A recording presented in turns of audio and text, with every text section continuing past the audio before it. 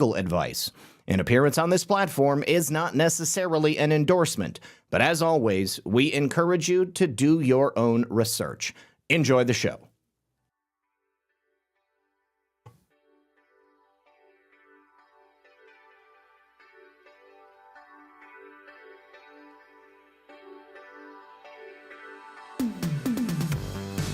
Good evening, everyone. And of course, welcome back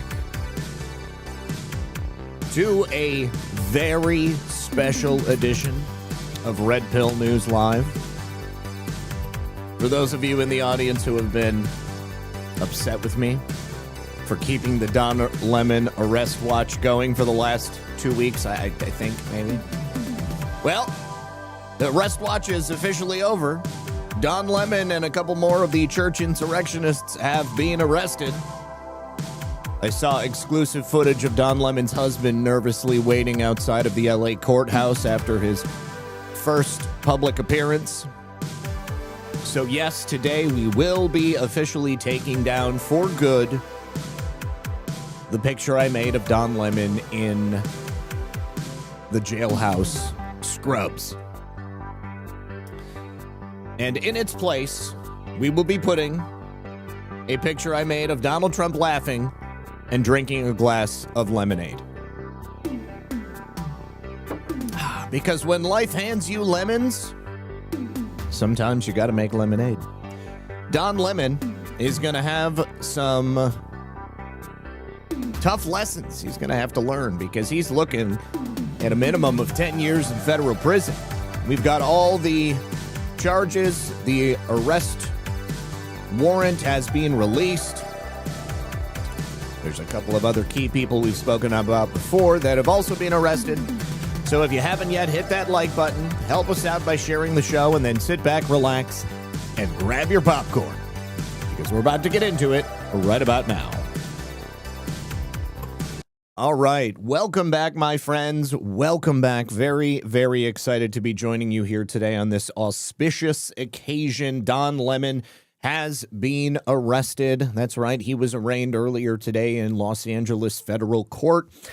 And as I said, a couple of other people have been arrested as well. One of the judges who refused to follow through on the DOJ's guidance and sign that arrest warrant, he said to walk back his prior statements a little bit because, as I told you on that day when the judge refused to do so, the next step would likely be for them to either appeal to a higher court or, barring that, they would have to take it to a federal grand jury, and that's exactly what they've done.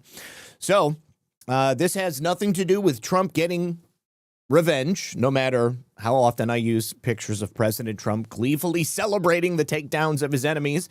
This is exactly how our court system is supposed to work. The very first couple of attempts that they made in Minneapolis, those were outliers. That's not how it's supposed to happen. But we have an entire segment today entitled No One is Above the Law. And we are going to begin today with our No One is Above the Law statement, including an update on the raid of Fulton County's elections office. But before we do that, I just need to let you guys know that I really do appreciate you being here. Also, mention that I appreciate the sponsors of this program because without them, I simply wouldn't be able to carry on and do this work. They make it possible for me to bring you news and information every day, so please check this out and consider supporting my sponsors. For decades, our dietary guidelines have told Americans the same tired old story. Low fat, low salt, eat less. While at the same time, the food supply was quietly being filled with seed oils, chemical additives, and a lot of ultra-processed junk that was engineered to hijack your biology. Well, RFK Jr. and HHS have finally released some new dietary guidelines, and for the very first time, the federal government is finally admitting the truth. Bad food is what is driving chronic disease, while kimchi is finally being recognized for its gut health benefits. I just love the fact that this new food pyramid is inverted because it's flipping everything on its head. These new guidelines pull America back to real food, while warning against the foods that are destroying us. Because real damage isn't always visible. The problem is the damage that occurs underneath. The inflammation, the blood sugar instability, hormone disruption, metabolic dysfunction. And RFK isn't just talking about this, he lives it. Mainly meat and then fermented vegetable, anything fermented. So a lot of kimchi and all kinds of fermented vegetables. And it's really, I would say it's dramatically changed my, everything. But the only issue is kimchi is not easy to eat every day. So now you can get all of the benefits of kimchi in a convenient daily capsule from Kimchi One.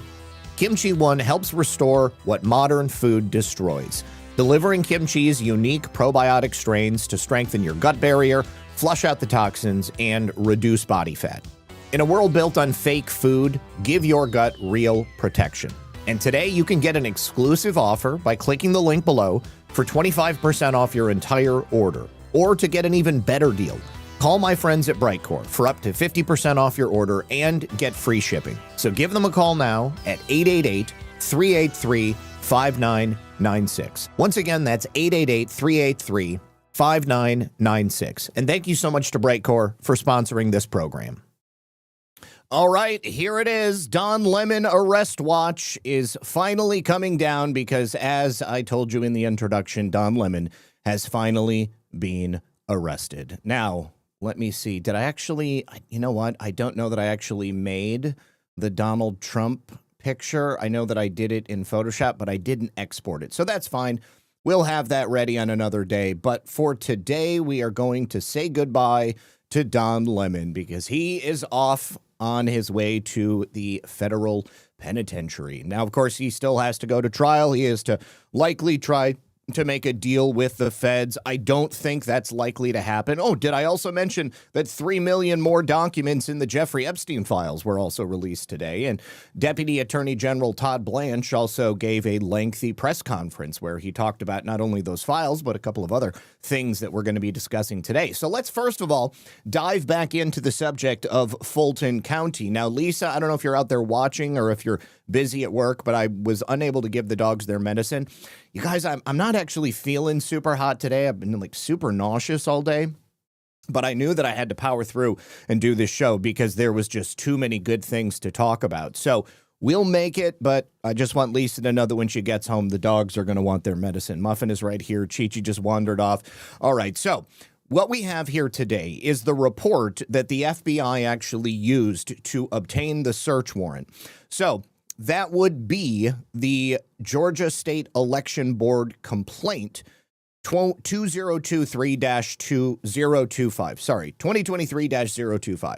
So this special report was initially given to the Department of Justice and the FBI, which outlined all of the potential violations that were present in Fulton County, how they violated the law, the conduct that they portrayed during the 2020 presidential election, and it's widely now believed that this was the basis for that probable cause used to get that search warrant.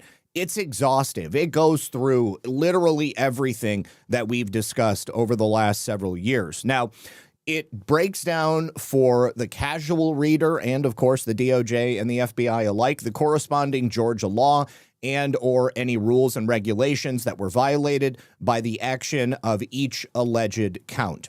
Let's take a look at count one. So, first of all, on September 30th of 2020, the Secretary of State directed county officials to install on machines that were being used in the elections untested and uncertified software. This would have been 5.5.10.32.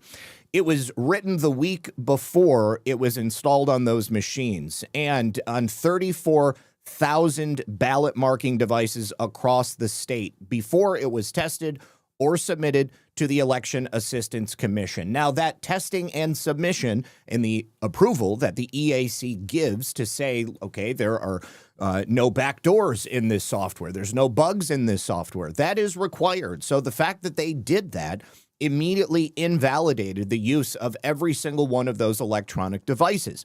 This was not simply a patch that was fixing something on a version that had already been approved by the EAC. It was a totally brand new installation of a new and untested version of the software.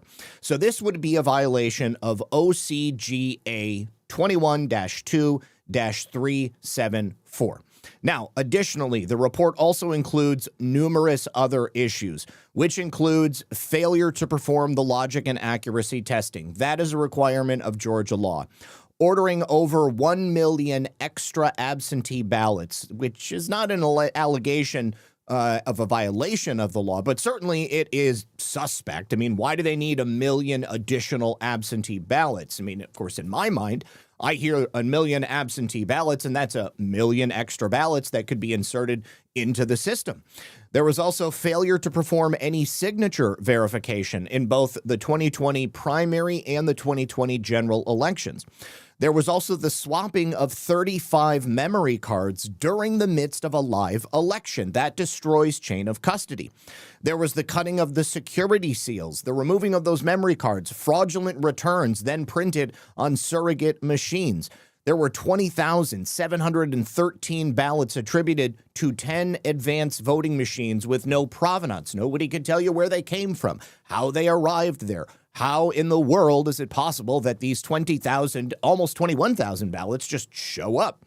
Also, the failure to preserve election records from the initial November 3rd, 2020 count, and unauthorized access and control of Fulton County's election operations, voting systems, and data. I would imagine that could potentially have been by Dominion Voting Systems employees.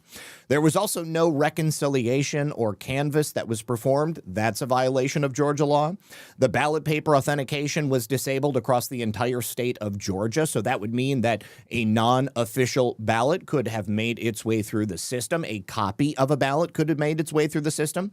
Thousands of ballots were added to the post-election hand count audit. Of course, you'll remember that the initial count on November 3rd and then the recount did not match. They could not reconcile them, and they also couldn't tell you where in the hell those additional ballots ever came from.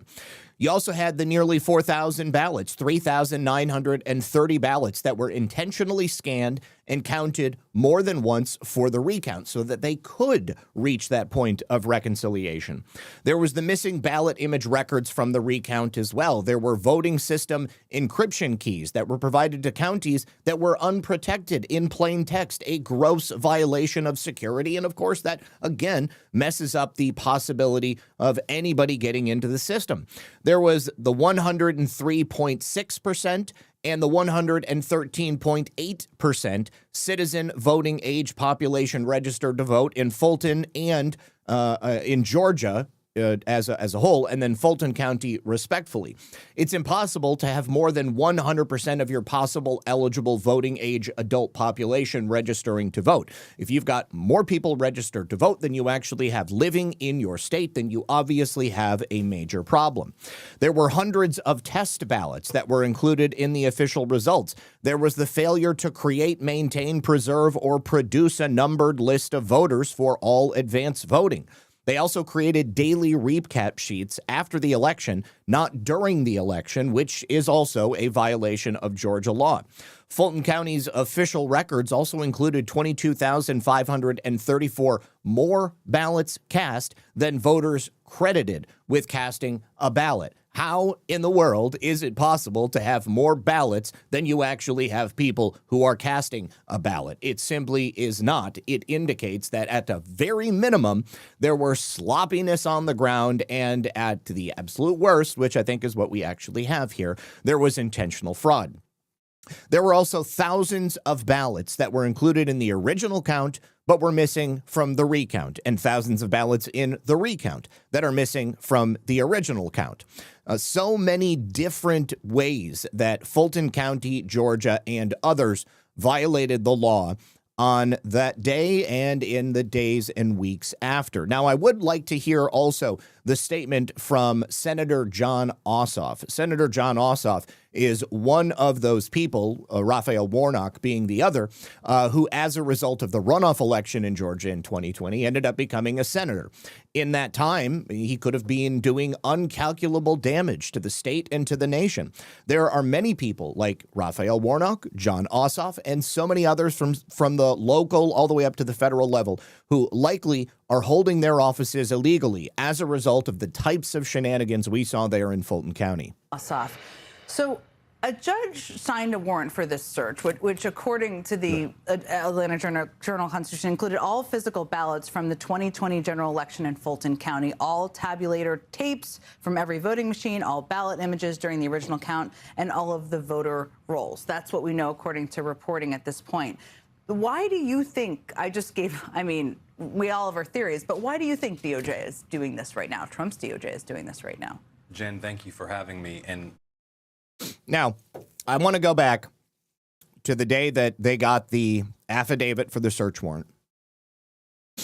The magistrate judge that they brought this case to, along with the predicate for the search, the probable cause affidavit detailing everything that I just laid out to you, that was signed off on not by a high-ranking member of Trump's DOJ. It was a Georgia magistrate judge with zero connection to Donald Trump and somebody who has a fairly speckled DEI and social justice past. The evidence presented in the probable cause affidavit was so damning. It was obviously something that justified and necessitated the need for the FBI and the DOJ, and don't forget the Director of National Intelligence, to come on in and seize every single box of election-related information from the 2020 election in Fulton County.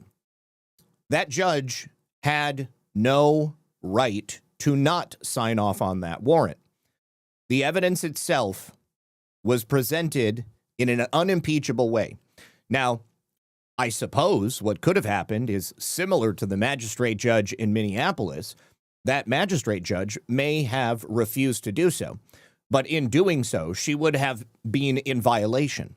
She would have put herself in danger. But she had no choice, just like that judge in Minneapolis had no choice but to sign the probable cause affidavit for the arrest of Don Lemon. this is a seismic event. This should have people across the country absolutely shook. This is... Oh, it does, John. People like you. It's got people like you shook. Because you understand the implications. You understood the implications on the night that it happened, I would imagine. Of course, the implications were that you were going to have a brand new career, that you and your ilk were plotting to stop Donald Trump from returning to the White House and finishing the necessary work that he had attempted to do in his first administration. Now, I, for one, I'm perfectly okay. All right. We had a difficult 4 years under Joe Biden, but, you know, despite all this, we persist. We carry on. We soldier on. We shall overcome. And we have overcome. And here we are now.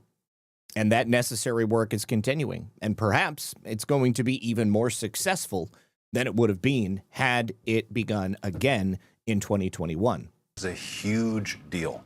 This is an FBI raid on the Fulton County Elections Office. His conspiracy theories about the 2020 election have been based in Georgia from the very start. Georgia is where he called the Secretary of State and said, find me the votes. All right. He's not going to say anything of substance. They're not conspiracy theories, Johnny boy. These are legitimate concerns that anyone with half a brain would raise, given everything that I laid out to you. Now, if you would like to read the entire 263 State Elections Board report, you can do so. It's written by the Election Oversight Group. And as I said, it is comprehensive. It goes through everything that we've ever spoken about in relation to this election. What I'll do is I will drop this link into the chat, and I would encourage anybody who wants to go ahead and read it. And I am also eagerly waiting to see what happens with John Ossoff, Raphael Warnock, and all of the others in regards to their current seats. Are they going to maintain them? Will their elections be declared null and void? I don't know. But that would be awesome.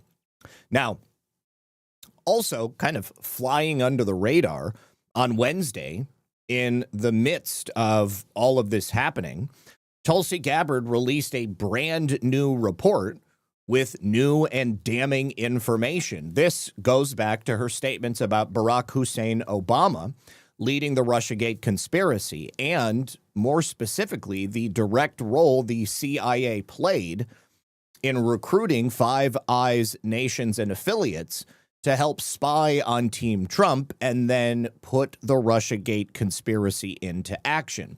Now, these documents and this report that the Director of National Intelligence released reveal proof positive that it was Barack Obama, the FBI, and the CIA leadership at that time working to sabotage President Trump before he even stepped into the White House. Obama did this knowing that the entire story was manufactured. Not a single word of it was true. Remember, they called it the Clinton plan at the beginning. This was released as a House intelligence report, and apparently it had been locked up in a CIA vault for almost a decade. This is not a new report.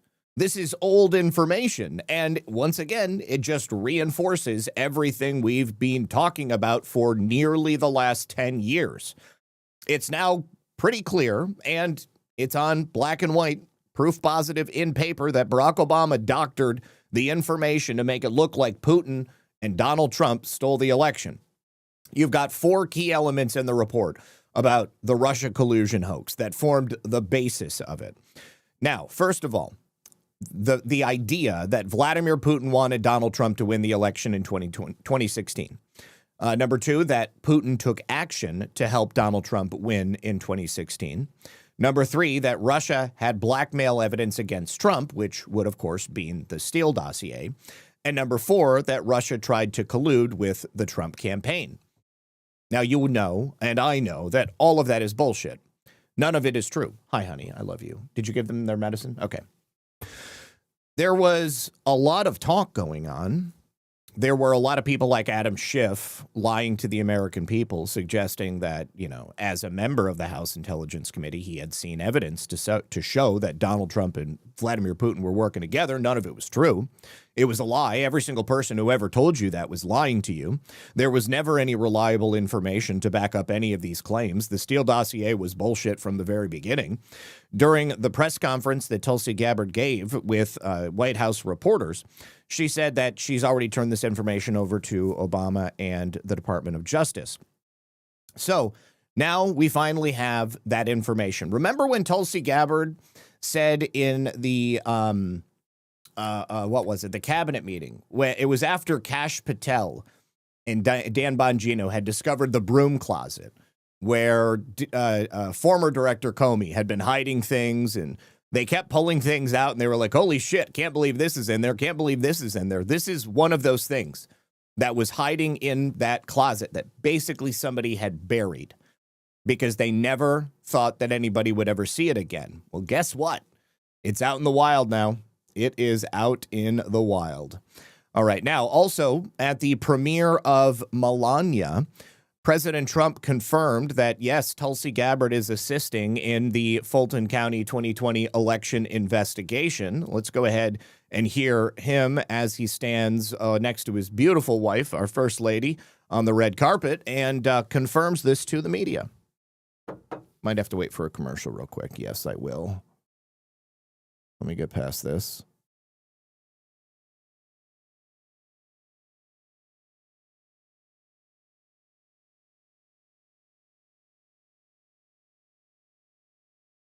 Fixes to. She's working very hard on trying to keep the election safe, and she's done a very good job. And they, as you know, they got into the votes. We got a signed judge's order in Georgia, and you're going to see some interesting things happening.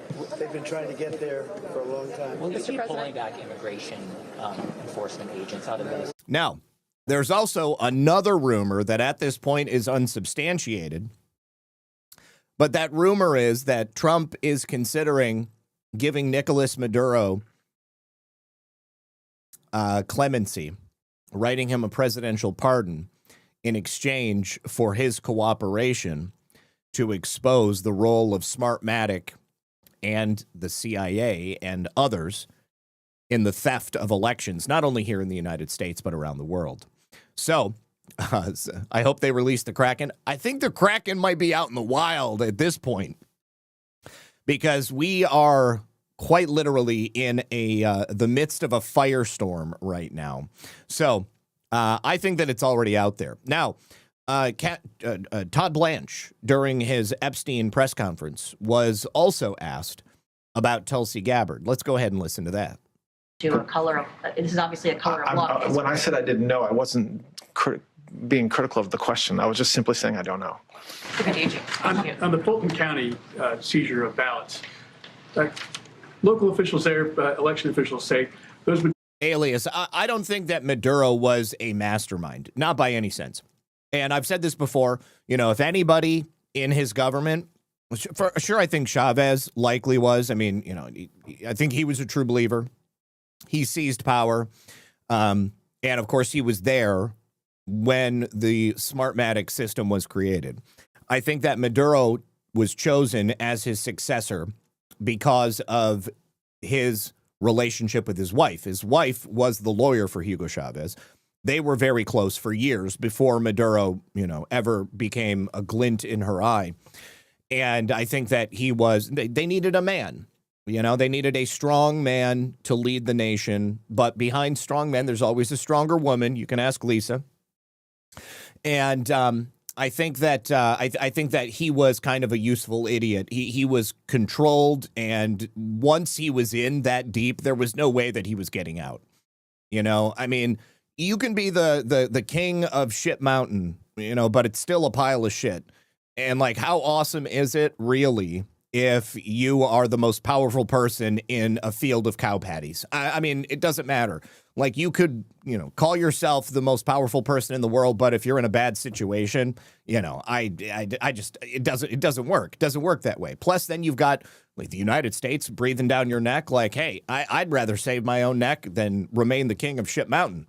Materials were set to become public by February 9th, and that the Justice Department could have simply asked for them. Why was it necessary to conduct a search warrant? And do you expect the affidavit in that search warrant matter to become public anytime soon, or do you have any comment or explanation as to?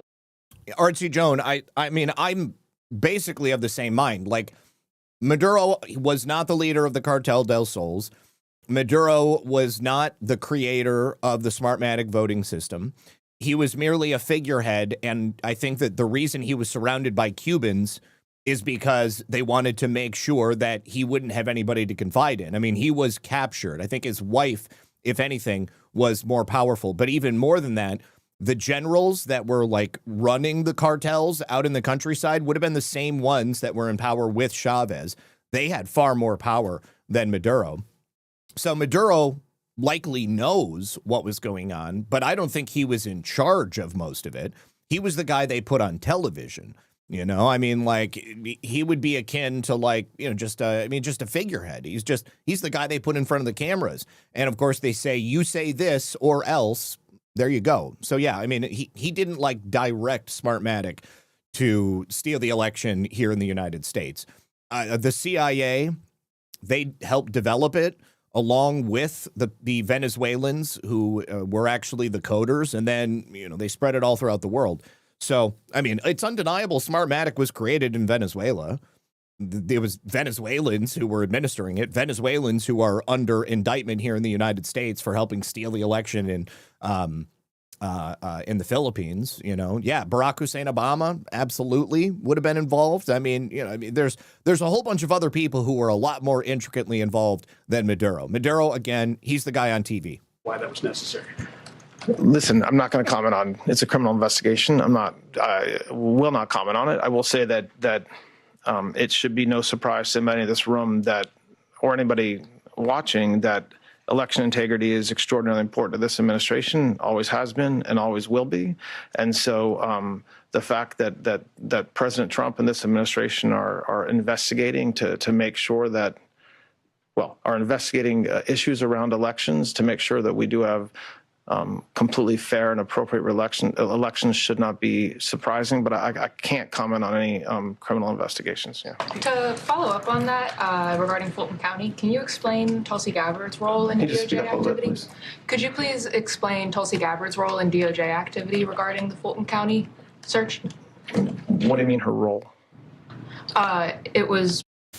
I really like Todd Blanche. He's like, I don't got time for your bullshit. Every single thing that he does when he's interacting with the press, he's like, what really? I mean, like, what do you expect? Reported that she happened to be present in Atlanta. I mean, yes, I saw the same photos you did. I mean, she doesn't work for the Department of Justice or the FBI. She's an extraordinarily important part of this administration. This administration coordinates everything we do as a group. And so I think her presence shouldn't be, there shouldn't be questioned. Of course, I mean, that's a big part of her job. And so the fact that she was present in Atlanta that day. Yeah. I mean, elections are the most important aspect of critical infrastructure for a free and fair society. When your elections are fake and gay, as they have been in the United States of America, everything is suspect. Everything is questionable. We are at a point in American history where most people believe what I just said, that elections aren't real. For years, I voted, but I didn't think that it was even going to matter. You know, and even when I voted in the last couple elections, there was a piece of my mind that was like, God, is this even going to make a difference? But I still believe that the concept of casting a ballot is one of the most important things that you can do to exercise your power in a free and fair society. And it's all about the hope that we would get to the point that we are right now, that our election system would be fixed. Now, if the people who love this country simply got blackpilled and just never voted, and believe me, there would probably be a lot of us, then the only ballots that would be there would be the ballots that are fake. And then they would go and they would look, and how are you going to bother counting? How are you going to prove that you have more people voting than actual registered voters in a place like Fulton County? If the people who simply thought, you know what, it doesn't matter, I'm just not going to vote, then they would have fewer votes than people who could vote. And it wouldn't even look as fake as it does right now. So it's very, very important. And I truly do believe that we are at a watershed moment. This is not simply about American forces stealing elections in America. There is malign foreign influence. There is an intelligence component. There is a corruption coming from business and banking. There are foreign actors who are meddling in the election system here in the United States. Right now, they've just proven that there are Canadian politicians that are paying for the ICE protests here in the United States of America. That sounds like malign foreign influence to me. We'll talk more about Canada in a little bit. But right here, I want to tell you that in Oklahoma, unfortunately, another black female Democrat politician, Representative Aisha A.J. Pittman, has just been forced to resign. She pled guilty to 3 felony charges, which include forgery and conspiracy. She submitted a fake check to the state's ethics commission. She was trying to dodge repaying misused campaign funds. So the first violation is that she misused campaign funds. She didn't get away with it. And then when she got caught, rather than paying the money back, she gave a fraudulent check to a state government agency. I'm sorry, but how stupid do you have to be? How stupid do you have to be, woman? Can't even believe she did that. Anyways, I hope that she is going to go to prison for quite some time. She also waited until she pled before she resigned. All right, now, and in the state of Colorado, we have a white liberal representative, State Senator Sonia Jaquez Lewis. She's just been found guilty of fraud and forgery. Convicted a former Colorado senator on felony charges. That ruling was handed down yesterday. Former state senator Sonia Jaquez Lewis. She was convicted on 3 counts of forgery and 1 count of attempt to influence a public servant. Lewis resigned last February when staff claimed that she was mistreating them and withheld their pay to fund her campaign. During the investigation, a letter was presented in support of Lewis, which investigators say was fake. When asked to turn over evidence of letters that were not fake, she resigned. She's expected to be sentenced next month. Convicted a former... Couldn't get anyone real to write a letter supporting her. How funny is that? Wow. All right. Now, and in Detroit, we have a black female judge and 3 others who have just been accused of embezzling hundreds of thousands of dollars from incapacitated people. They were actually stealing people's houses. This woman is a sitting judge in Detroit, and attorneys as well were involved. There are these 4 suspects charged with embezzling from victims who are incapacitated and have large estates. Now, the U.S. Attorney's Office said that Nancy Williams, 59, Avery Bradley, 72, Judge Andrea Bradley Baskin, 46, and Dwight Rashed, 69, were charged via indictment with conspiracy to commit fraud. The indictment also charges Bradley with 1 count of wire fraud, Bradley Baskin, and Rashad with several counts of money laundering, and Bradley Baskin with a single count of making a false statement to federal law enforcement agents. Bradley Baskin is a district judge on Michigan's 36th District Court. She's probably a Democrat.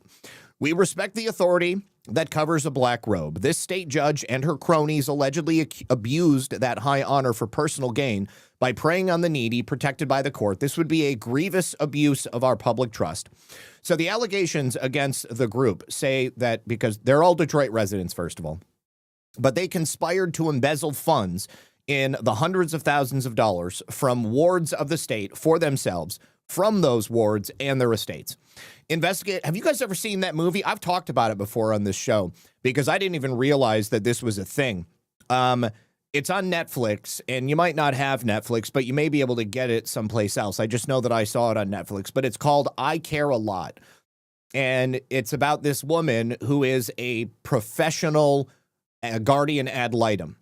And what she would do is get people with money put under the care of the state and then steal all of the money from their estates, essentially draining them dry. And she had help by people like judges and lawyers and stuff. It was based on a true story. And it's the movie is like a comedy. It's like a black comedy, but it's really good because I had never heard of that sort of thing happening before. And now I hear about it all the time. Absolutely despicable that people would do this, and especially that a judge would be involved. So investigators said Nancy Williams owned Guardian & Associates. It's an agency that was appointed as a fiduciary by the Wayne County Probate Court for the incapacitated wards in over 1,000 cases. Avery Bradley is an attorney who, along with his daughter and fellow attorney Bradley Baskin, operated a law firm that often represented Guardian & Associates in Wayne County Probate Court, and then they would work in the court quite often.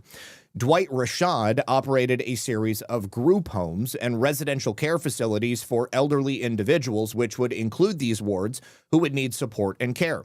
Now, the indictment shares examples of the group working together to misappropriate money which belonged to these wards and to their estates.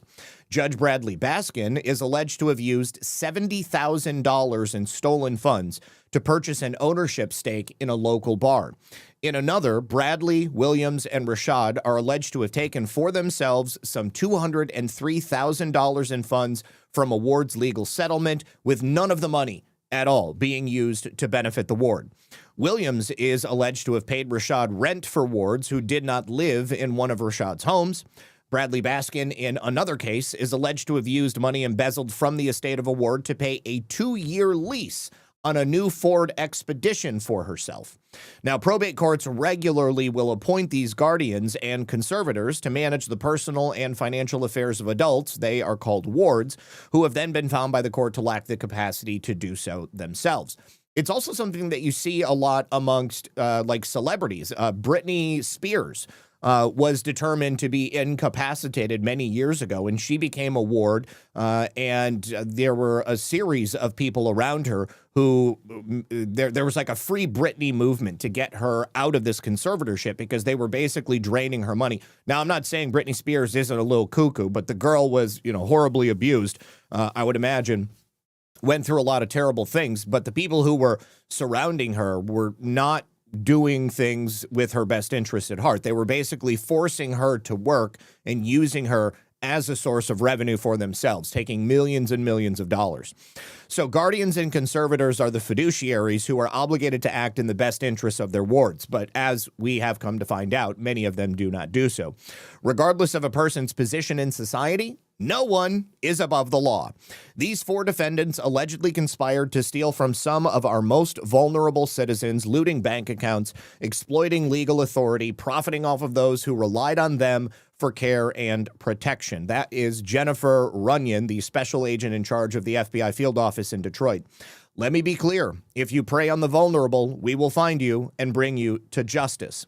So I've even had people in the audience who have reached out to me after I spoke about this before and say, this happened to my mom or this happened to somebody else in my family. Tragic, tragic stuff. Lee Walden says, ahoy, Zach, Miss Lisa, and crew. You guys are doing terrific. You are proving America and her promise is real. Would you consider Tina Peters in lieu of Don Lemon? Putting Tina Peters up there. Oh, yes. That's a great idea. Yeah, I'll go ahead and do that. Filter Dog says, with a can, says, Lemon was arrested to get his fruity mug off the screen. Yes, somebody in the YouTube chat said, thanks to you, Don Lemon is now in jail, or something to that effect. Red Gun 51, thank you for the can. Moon Baby says, thanks for the news, I appreciate it. Filter Dog, thank you for the cookie. Sean Joe, thank you for the can. Filter Dog, Epstein files allege Bill Gates was asking Jeffrey Epstein how to covertly give medicine to his wife. We are definitely going to talk about that, Filter Dog. All right, now from one judge to another, this time the first openly gay judge of Bexar County, Texas, was also just arrested on felony charges for illegally handcuffing an attorney and locking him in a jury box. Now, this woman's name, and I shit you not, is Rosie Speedlin Gonzalez. Rosie Speedlin Gonzalez. And of course, all I can think is Rosie Speedy Gonzalez. Let's take a listen. We start this evening with the Bexar County judge on the other side of the gavel. Judge Rosie Speedlin Gonzalez faces multiple charges tonight, including a second-degree felony. We just got her mugshot a few minutes ago. It's right here behind us. News 4's cameras caught the moment Speedlin Gonzalez walked into a courtroom to be indicted. Tonight, there are questions about what happens next. News 4 San Antonio's Phil Sterling has been following the story for us all day. He joins us live with the very latest on the charges. Phil. Now, County Court at Law Judge Rosie Speedlin Gonzalez arrived at the Cadena Reeves Justice Center to show up to a courtroom only feet away from her own, just down the hall. This right here behind me is her courtroom. We got a copy right here of the indictment of all the charges that were read to her, although it did give limited information as to what happened. At a county court, at-law judge Rosie Speedlin Gonzalez is in court, but not to preside over a case. She looks like she's been working out a little bit, guys. Either that or she's on the Ozempic.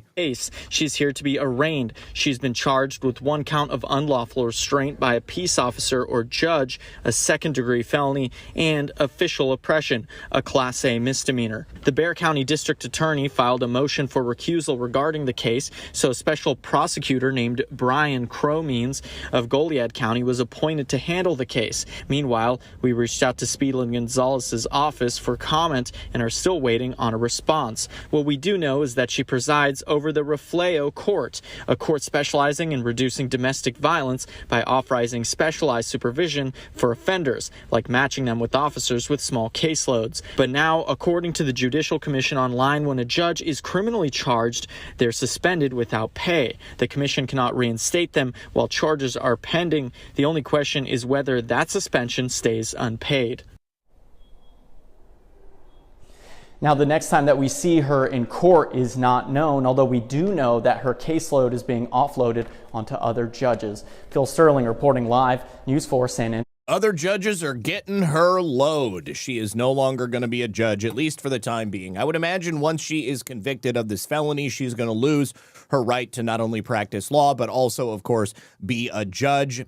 If you are somebody in Bexar County, then I'd love to hear from you. Also, the brother of the oh God, what's his name? The state, or is it the senator representative Henry Cuellar, that President Trump had pardoned. His brother, who is the sheriff of Bexar County, he was just arrested for embezzlement and taking bribes and stuff like that. So Bexar County seems to have a lot of criminality going on. Artsy Jones says, Zach, did you see that Omar's husband's business is fake? I did, and we are going to talk about that. There's no such thing. Is that right? Thanks for another great show, and I hope you feel better soon. Prayer sent. Get me a pic of Muffin and Chi-Chi. Oh, Lisa is working on that. Lisa, don't forget to get Joan a picture of Muffin and Chi-Chi. Yes, we are going to talk about Ilhan Omar and her husband's fake businesses today. Absolutely.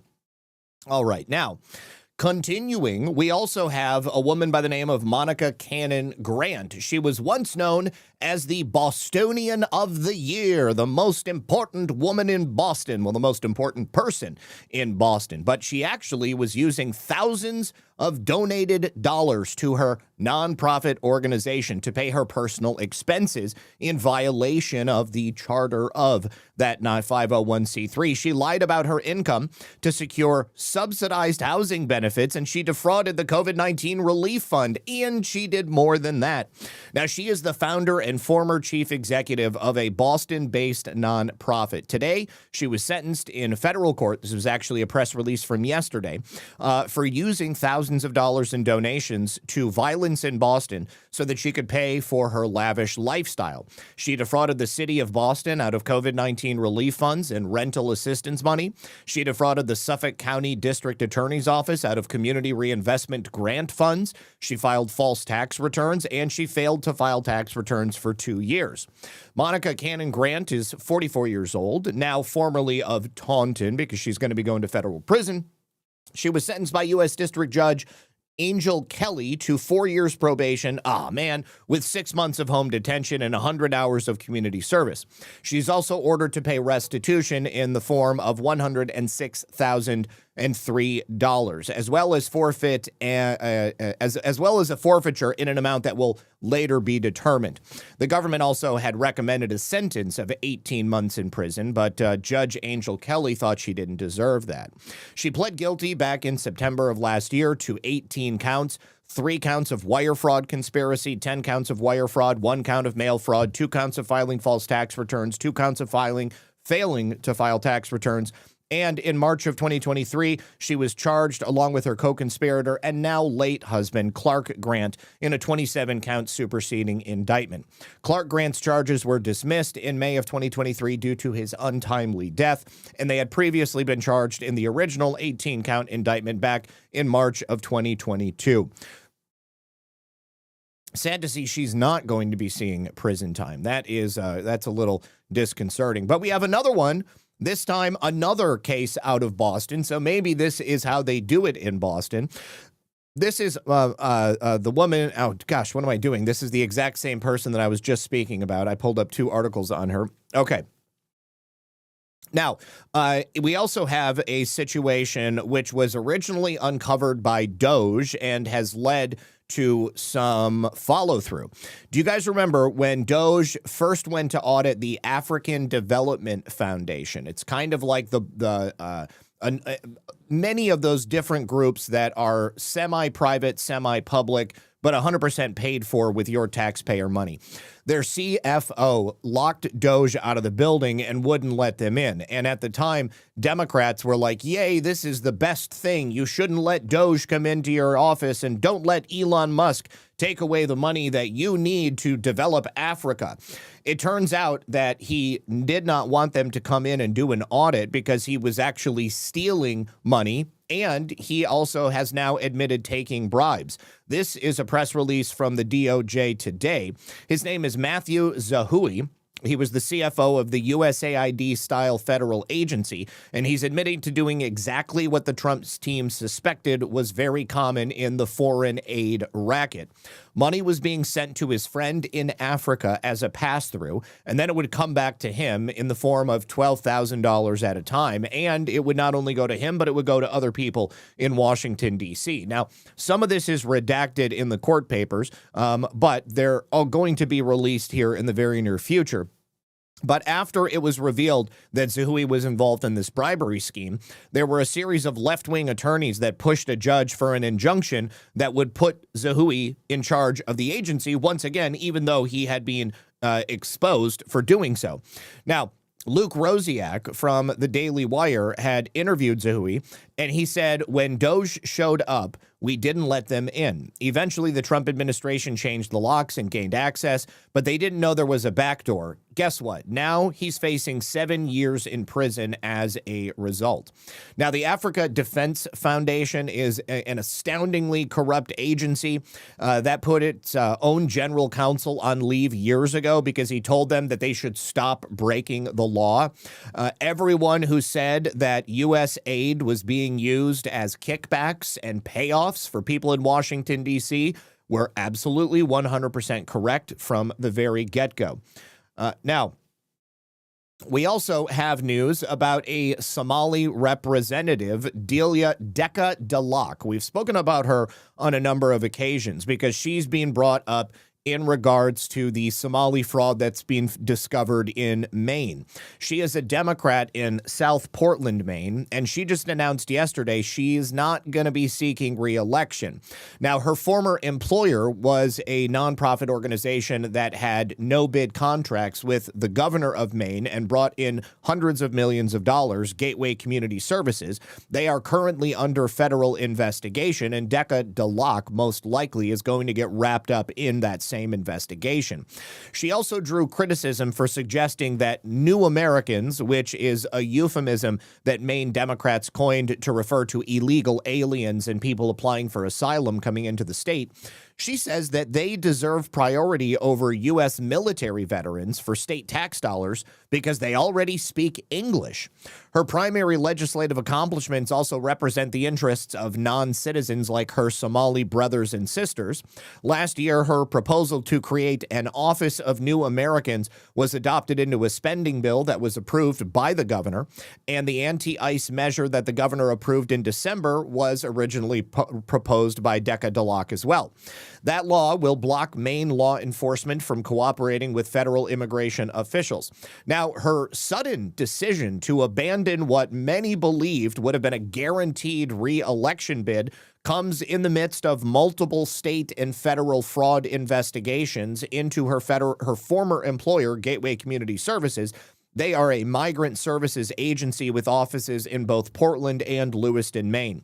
Now, Dalak has listed herself as the assistant executive director at Gateway Community Services in their financial disclosures. That was for the years of 2021, 22, and 23.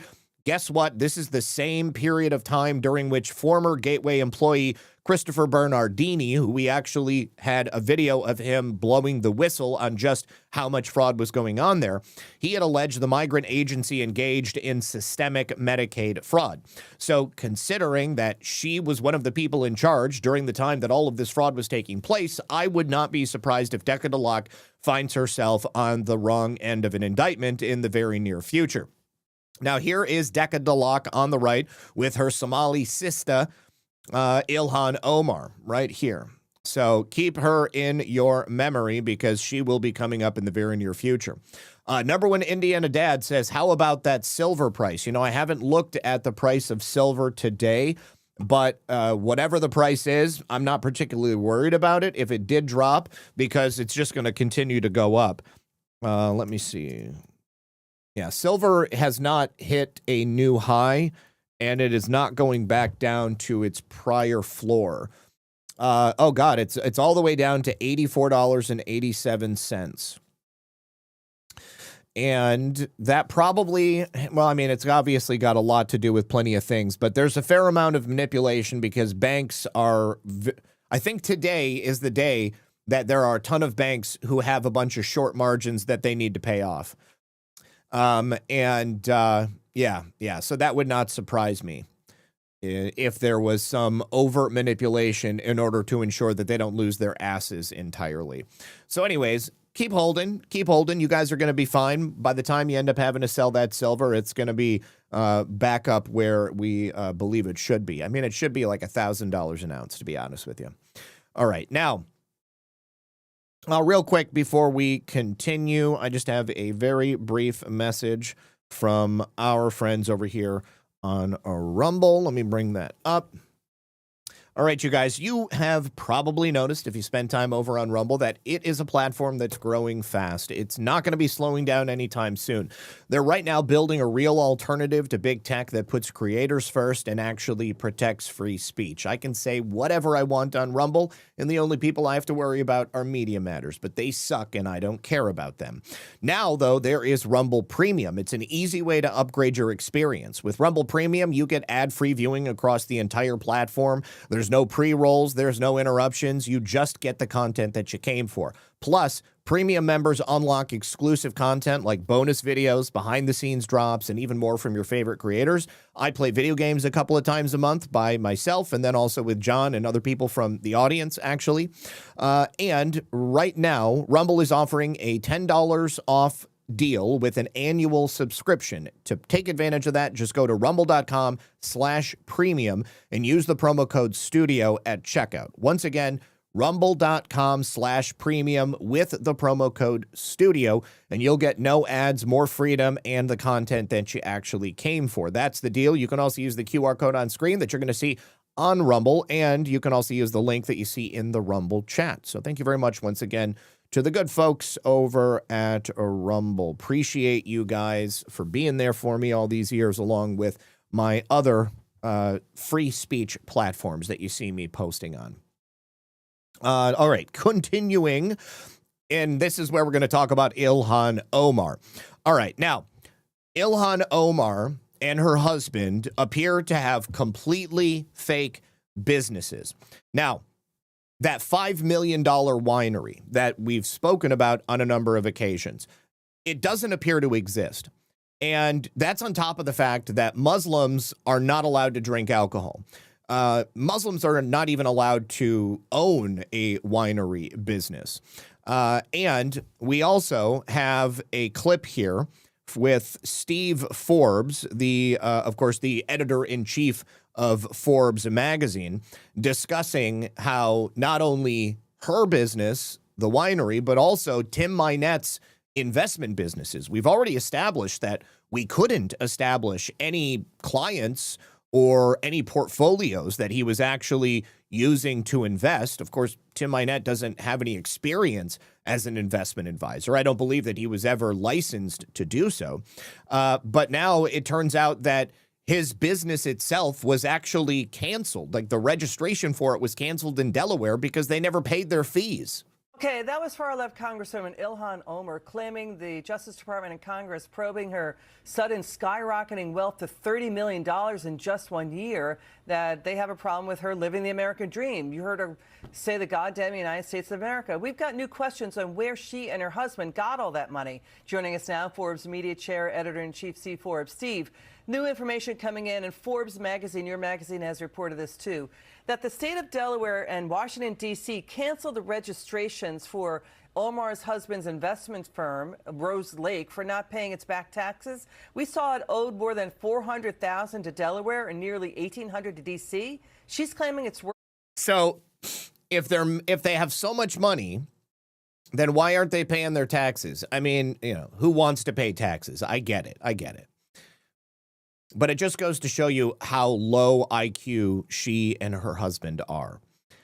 Either they're too stupid to know how to get away with their scam, or they just believed that they always would because they would be in power forever. Worth $25 million from less than $1,000 a year before? How can his investment firm not afford to pay taxes? It's supposedly worth an estimated $75 million to $150 million.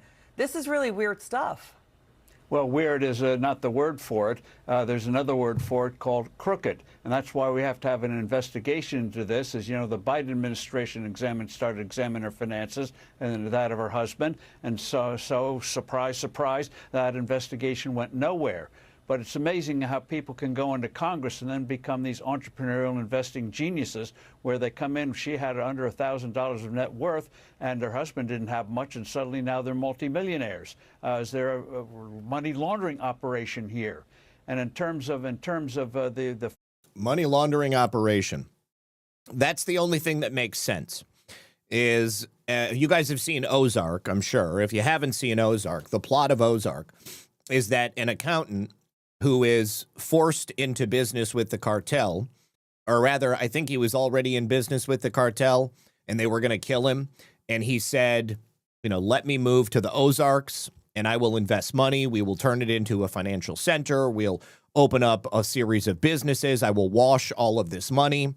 And there were no customers. There was no, stuff going on. Eventually, the dream was to open so many businesses that they could then open up a casino.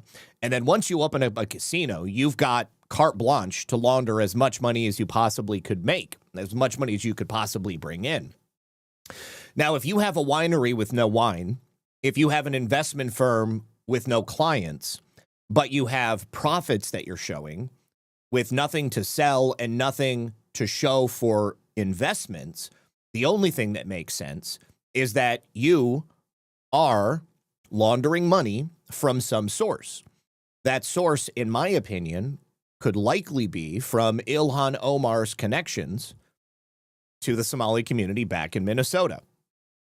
Firms themselves, they have a sketchy background. That winery in California that she and her husband own, where did that? Don't Stop Believe It says you just ruined the whole plot for me. You learn all of that in the first episode, so don't worry. Come from? Where's the wine there? And nobody can seem to find it. So there's a lot of smelly stuff here, and that's why in the American Dream, her version of the American Dream is the Al Capone version of the American Dream, Tony Soprano. Oh, thank you, Jackie Espada, for the raid. Appreciate you, hon. Version of the American Dream, and that is steal it from the taxpayers. And so there's a lot of stuff here. And so when somebody cloaks themselves in the American Dream, and so you have numbers like this from minus 1,000 to 30, 40 million, you know something is not right. Yeah, and she's also like, blaming people, bullying, doing race baiting, race bullying. There's no evidence, public evidence, there's even a winery. She valued it at $5 million. His investment firm is real. Well, the only evidence that I ever saw was a single picture. It was something to do with the devil. Ilhan Omar wine. There actually is a picture floating around out there of her wine bottle, but I think it's totally scrubbed from the internet now, to be honest with you, because I haven't seen it. Gosh, it's been a long time. I saw one photograph. Let me see.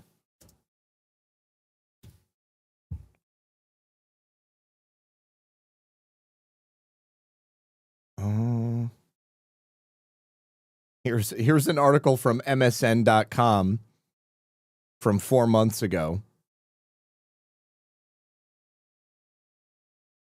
Yes, I've got it. Est Cru Blockchain Cabernet. This is the only picture of it that I've ever seen. All right, we'll finish this and then I'll show you.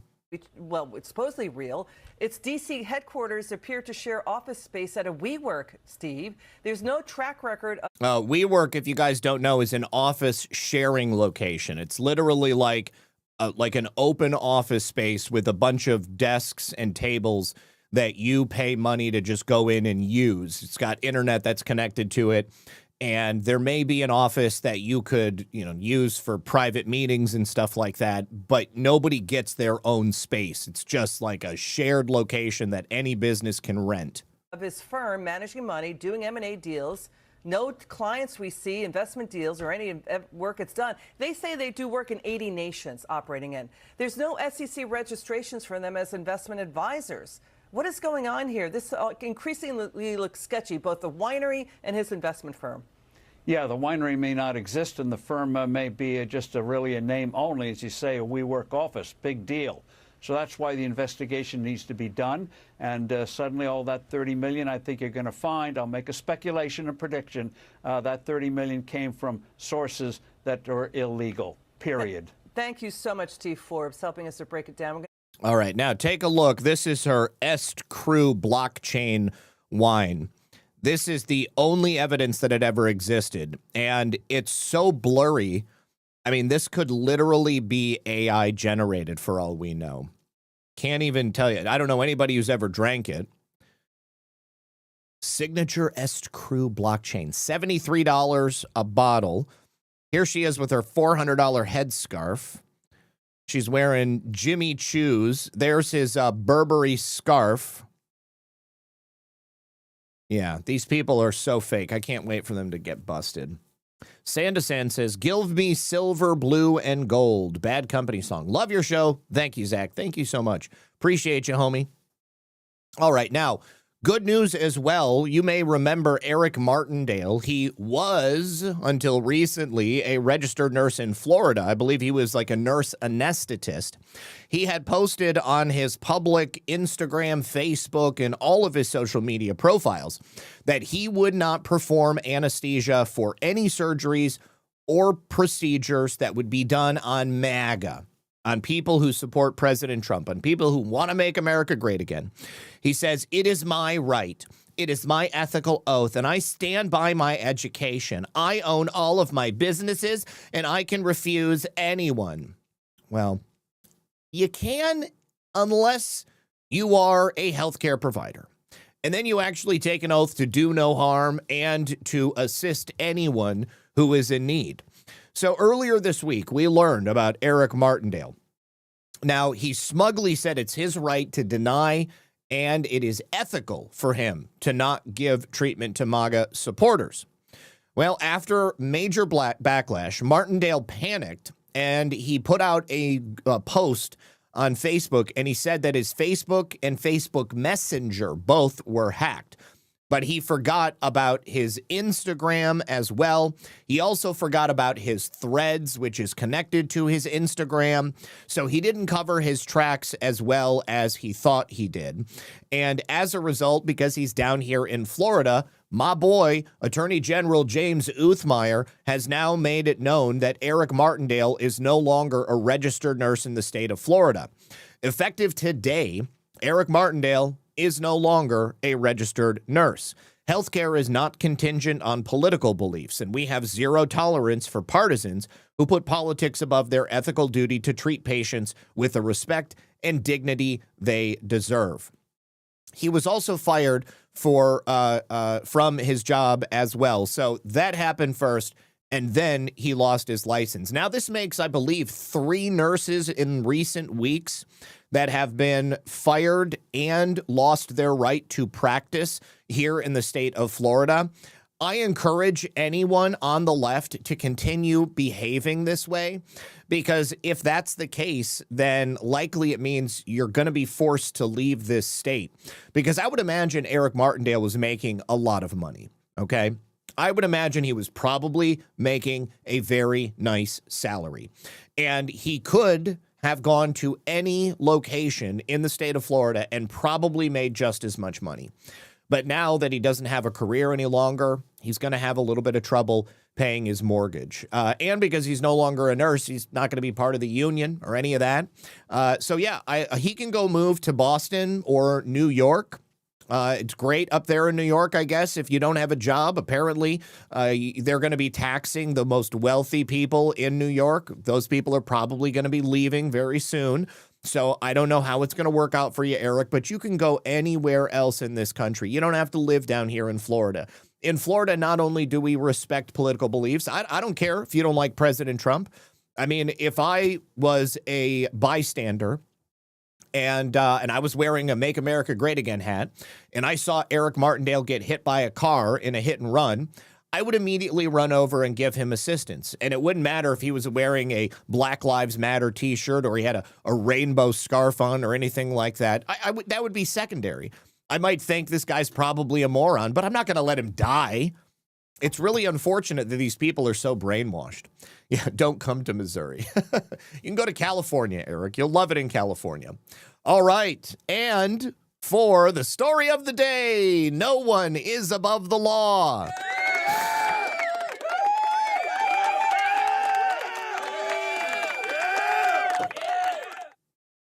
Don Lemon has been arrested, and coinciding with that, the White House posted this meme. They said, when life gives you lemons, and then they followed it up with a series of chains. They're trying to put you back in chains. Remember when Joe Biden said that? Republicans trying to put you back in chains. We're not trying to put just anybody back in chains. We're trying to put criminals in chains. We want to put people like Don Lemon in shackles, because shackles are what they make you wear on the chain gang. That's the sound of a man working on a chain gang. Don Lemon is going to be doing hard labor out there. This was in Minnesota. Hard labor in the Minnesota winters. He's gonna be shoveling snow. He's gonna be pressing license plates. He's gonna be canning beets, all kinds of things. Anyways, Don Lemon has been arrested by federal agents because he and others stormed that church in Minnesota. And of course, they did so, he says, as a journalist. Of course, it is your right to practice journalism here in the United States. However, you do not have the right to break the law in the service of practicing journalism. You also don't have the right to deny other Americans of their constitutional rights. Maybe your First Amendment right to film in public, maybe your First Amendment right to say what you believe on your program, but you can't take somebody else's constitutional rights and trample all over them, which is exactly what he and these others did. So he is facing conspiracy against rights charges and the violation of the FACE Act. We will go over those very specific charges that he got. Now, the attorney who is representing Don Lemon is Abby Lowell. Abby Lowell is known as Hunter Biden's attorney. He is a favorite of the radical left. Instead of investigating the federal agents who killed 2 peaceful Minnesota protesters, the Trump Justice Department is devoting its time, attention, and resources to this arrest. And that is the real indictment of wrongdoing in this case. This unprecedented attack on the First Amendment and transparent attempt to distract attention from the many crises facing this administration will not stand. Attorney General Pam Bondi also confirmed Don Lemon's arrest and added that 3 additional agitators, Traherne Jean Cruz, Traherne Jean Cruz, Georgia Fort, and Jamail Liddell Lundy. All of them were apprehended as well. Oh, my goodness. All right. Now, let us take a look at a couple of those other people. Just want to remind you, it was Magistrate Judge Douglas L. Micco who first refused to sign off on the original arrest warrant against Don Lemon and these other people. His wife has a direct connection to Attorney General Keith Ellison. She works in his office. That judge had no right not to sign that arrest warrant because the probable cause was evident. It was self-evident. Don Lemon also essentially convicted himself by memorializing it, all of it on film, and then posting it live on the internet. Now, here is Pam Bondi's video confirmation that she posted on the internet shortly after, just kind of warning anybody who might think that doing something like this in the future would be a good idea. Make no mistake, under President Trump's leadership and this administration, you have the right to worship freely and safely. And if I haven't been clear already,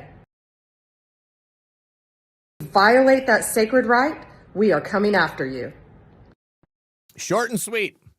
Pam Bondi is not playing around. I love it. I'm good with it. Let's see it. All right, now let's talk about the indictment. These indictments for everybody have been unsealed. The official charges are 2 federal felonies for his participation in this violent church insurrection. Count 1, 18 U.S.C. 241, conspiracy against right of religious freedom at a place of worship. And count 2, 18 U.S.C. 248B and 2A. That is the FACE Act. He is being charged under the FACE Act and also under the KKK Act, seeking to injure, intimidate, and interfere with exercise of right of religious freedom at a place of worship. We have the full indictment right here. We're going to go through it together.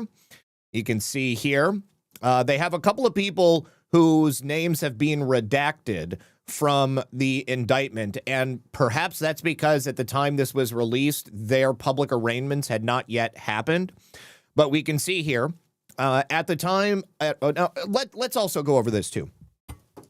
At the time of the first indictment, when they took it to the magistrate judge, the DOJ had like 2 days to get that ready. Now, they did that very quickly, and the circumstances of that original probable cause affidavit for that indictment, it was already rock solid, okay? But now there's been like 9 days or more that they've had to put together even more evidence, and they actually did that. Okay, they've been paying attention this entire time, making this as clear-cut as possible, because that evidence had to be presented to a federal grand jury. And that federal grand jury, a jury of Don Lemon's peers in, deep blue Minnesota, even though that's arguable, once you get rid of all the commies and the Somalians, it's probably going to end up being red again.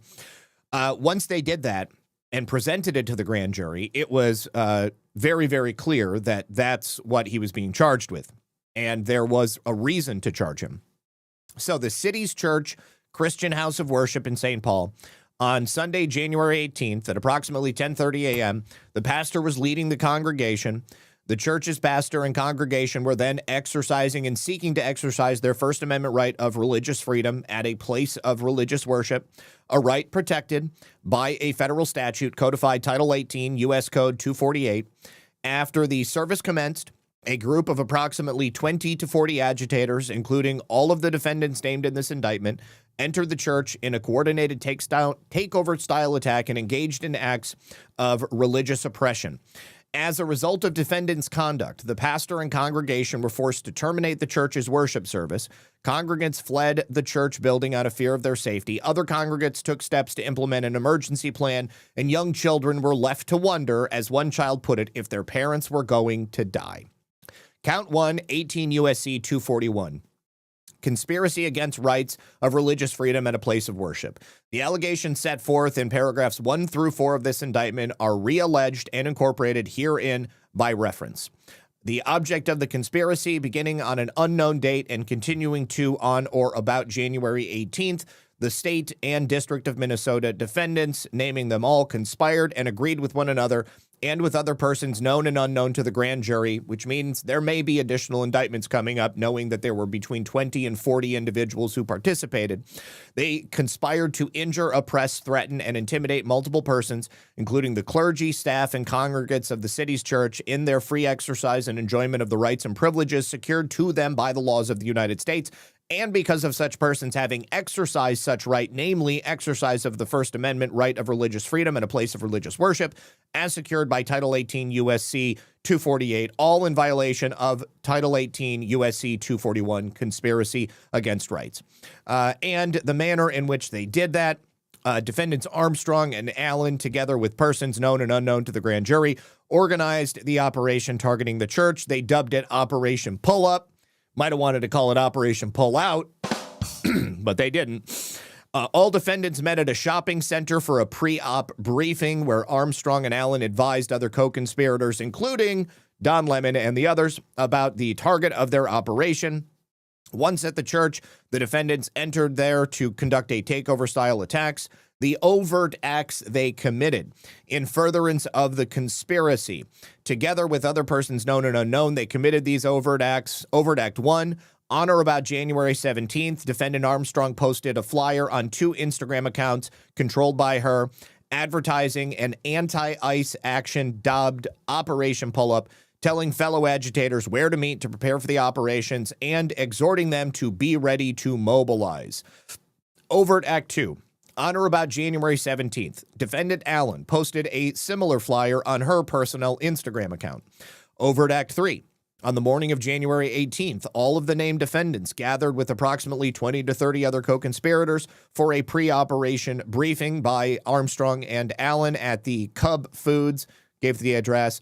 Over at Act 4, at the pre-operation briefing, defendants Armstrong and Allen advised other co-conspirators, including those charged in the indictment, about the target of their operation, meaning City's Church, and provided instruction on how the operation would be conducted. Over at Act 5, on the morning of January 18th, defendant Lemon began live streaming on his internet-based show, The Don Lemon Show, where he explained to his audience that he was in Minnesota with an organization that was gearing up for a resistance operation against the federal government's immigration policies, and he took steps to maintain operational secrecy by reminding certain co-conspirators to not disclose the target of the operation, and stepped away momentarily so his mic would not accidentally divulge certain portions of the planning session. Over at Act 6, during a discussion with defendant Armstrong at the pre-op briefing, Lemon thanked Armstrong for what she was doing and assured her that he was not saying what was going on. Operation 7, before heading to the church to join the co-conspirators, Lemon advised his live stream that we are going to head the operation. We're not going to give any information away. Over at Act 8, at the pre-op briefing, Allen led other co-conspirators in chants that they would use at the church, including, "This is what community looks like," and "ICE out of Minnesota." And she urged them to have duty to fight for our freedom and a duty to win. Over at Act 9, defendant Armstrong provided instruction and operational guidance to her co-conspirators, telling them exactly how to behave. They had first wave and second wave of people coming in to overwhelm the churchgoers. Over at Act 10, continuing on the morning of January 18th, all of the defendants got in vehicles and traveled to the church. Over at Act 11, while en route to the church, the defendant, who was not named in this indictment, told Lemon that they had to catch up to the others, and Lemon replied, "Let's go, catch up," and he was still live streaming. And he instructed an unidentified male, "Don't give anything away. We can't say too much. We don't want to give it up." Over at Act 12, continuing on January 18th, Lemon and the conspirators entered the church sanctuary, and with the first wave positioning themselves among the congregates, the second wave, led by defendants Armstrong and Allen, commenced the disruption takeover operation, where the first wave of agitators then actively joined. Over at Act 13, as the pastor was beginning his sermon, Armstrong interrupted the service with loud declarations about the church harboring a director of ICE. Over at Act 14, inside the church, the co-conspirators joined together and began chanting those slogans. Over at Act 15, while inside the church, all of the co-conspirators oppressed, threatened, and intimidated the church's congregants and pastor by physically occupying most of the main aisles and rows of chairs near the front of the church, engaging in menacing and threatening behavior, chanting and yelling loudly at the pastor and congregants, and physically obstructing them from leaving the church. Over at Act 16, while inside the church, the agitators stood in the aisles to intimidate church members and interfere with their freedom of movement. They also berated the pastor with questions about Christian nationalism and Christians wanting to have their faith be the law of the land. Over at Act 17, while inside the church, Lundy personally participated in the disruptive takeover operation with other defendants by standing in the main aisle and contributing to the physical obstruction and intimidation. This is the guy who was yelling, saying that the ICE agent must be out, and punching his fist in the air. Over at Act 18, while inside the church, defendant Cruz personally participated in the disruptive actions and intimidated the churchgoers. Over at Act 19, while inside the church, Kelly, this is the guy who was the woke farmer, disrupted the church, saying, "This ain't God's house, this is the house of the devil," calling people Nazis and telling kids that their parents were evil. Over at Act 20, Lemon told his live stream audience about the congregation and a young man who Lemon could see was frightened, scared, and crying. He said the experience was traumatic and uncomfortable, and he said that we did this on purpose. Over at Act 21, as the operation continued, Lemon acknowledged the nature of the operation by expressing surprise the police had not yet arrived. Over at Act 22, while the takeover operation was underway, Lemon was asking Armstrong, who is the person we should talk to? Is this the pastor or something? Over at Act 23, with other co-conspirators standing nearby, Lemon and the others approached the pastor, surrounded him, and in close proximity, they attempted to oppress and intimidate him and physically obstruct him. Over at Act 24, while talking with the pastor, Lemon stood so close that the pastor's right hand grazed Lemon, and Lemon said, "Don't push me." Over at Act 25, although the pastor told Lemon and the others to leave the church, they refused. Over at Act 26, after causing most of the congregants to flee, some of the defendants and other agitators started chanting, "Who shut this down? We shut this down." Over at Act 27, as one congregant reported to responding officers, some of the agitators blocked the stairs, made it difficult for them to leave with their children.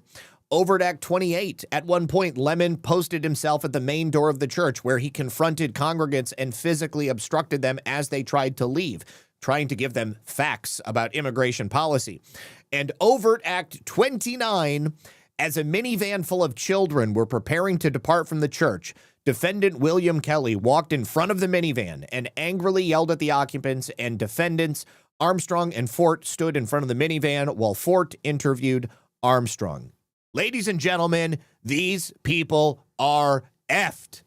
They are 100% effed. See, as you can see, the more you around, the more you're going to find out. They are done.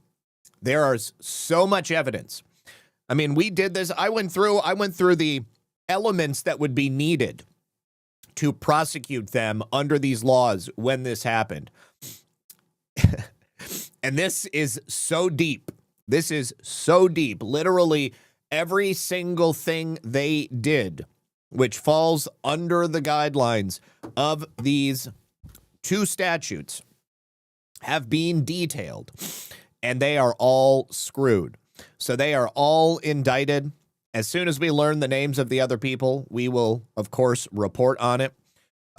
Continuing here, we also, yes, honey? No, thank you. I've still got a drink here. All right, so one of these people who was arrested is another woman who claims to be a journalist. And she had the feds show up at her house at 6:30 in the morning. She refused to answer the door. She's really lucky that they didn't just bust her door down. I was actually kind of hoping that they would, but they didn't. So her name is Georgia Fort, all right? So when the feds show up, she goes live on her socials, and she's literally like freaking out because she says that they're being too aggressive. Like, bitch, you're charged with a felony. You're charged under the KKK Act. You're charged under the FACE Act. You literally was engaged in a conspiracy to obstruct the rights of other Americans. Like, you're lucky they weren't more aggressive. Take a look. Enjoy your moment of zen. Actually, you're going to have to wait for the commercial to finish up here.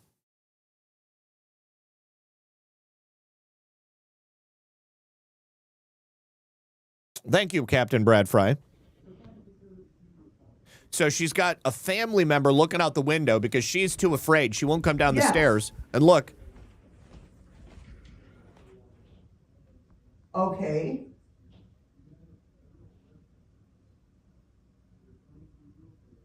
I believe she's on the phone with them. Okay, well, this is really scary. There's kids in the house. Oh, yeah, there were kids in that church when y'all busted up in there and shut it down. Remember that? You guys have not been really friendly in the community. Why do they don't need to be friendly. They are carrying out the enforcement of immigration operations.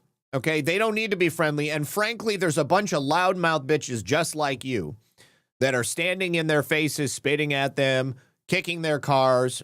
You're making the situation worse. If all y'all would just go home, mind your business, and let the criminals be arrested, then it wouldn't be a problem.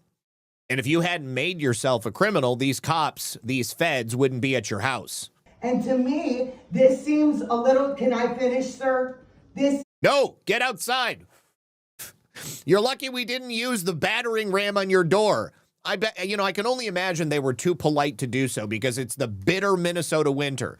And of course, there are other people who didn't break the law who will need to continue living in this house even after she is brought in. Can I finish? Can I finish? Get your phone. This seems a little bit aggressive to have all these cars in our cul-de-sac, 2, 3 agents, and now I saw the one disappear to the back. So to me, this is a little aggressive to just serve a warrant. It's a federal warrant for some very serious violations of federal code. You people are so dumb. You are so dumb. Really, really dumb. Slide the warrant. Let me see the warrant. No, bitch. Come outside. Then I'll show you the warrant.